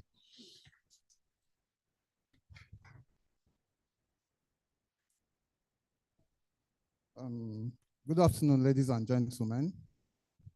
Dr. Mrs. Alimi has already done part of the job I was called up to do, to give a vote of thanks. She has thanked everybody here, but I'll still do my little bit since I've been given that assignment. So in a very special way, a lot of things have been said about my boss. I thought I knew him well until this very day, when people have said so many things from different angles about him. I now realize I just knew a tiny little bit of who his person is. And so in a very special way, I want to start by thanking the management and top management committee of the National Orthopedic Hospital, ably led by our medical director, Dr. W.O. Lawal, in collaboration with MIND, Muslims in National Development, who have put this program together. MIND is ably led by Dr. Muiz Banire. We want to thank them so very much for putting this together. I want to thank also the Honorable Minister of State for Health, who, despite his busy schedule, he would have been here with us actually, but because of his busy schedule, he had to send in somebody to stand in for him. We want to thank him so much for coming and gracing this occasion. We want to thank our royal father of the day, the Oba of Lagos, ably represented by his chiefs.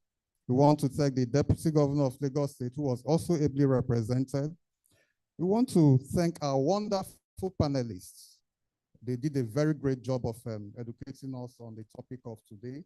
And then we want to thank them in a very special way.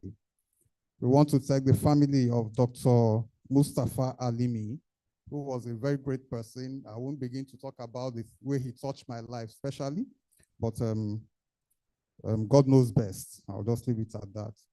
We want to also thank the Director of Hospital Services, who made out time to be here with us, despite his very busy schedules. We thank you very much, sir.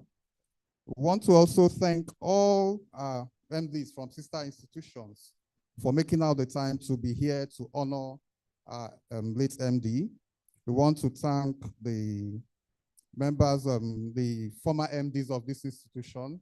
Professor Adebule, well, they say we should call you Prof now, and you definitely merit to be a professor. We thank you for coming around. All the other past MDs that are present here, we thank you all.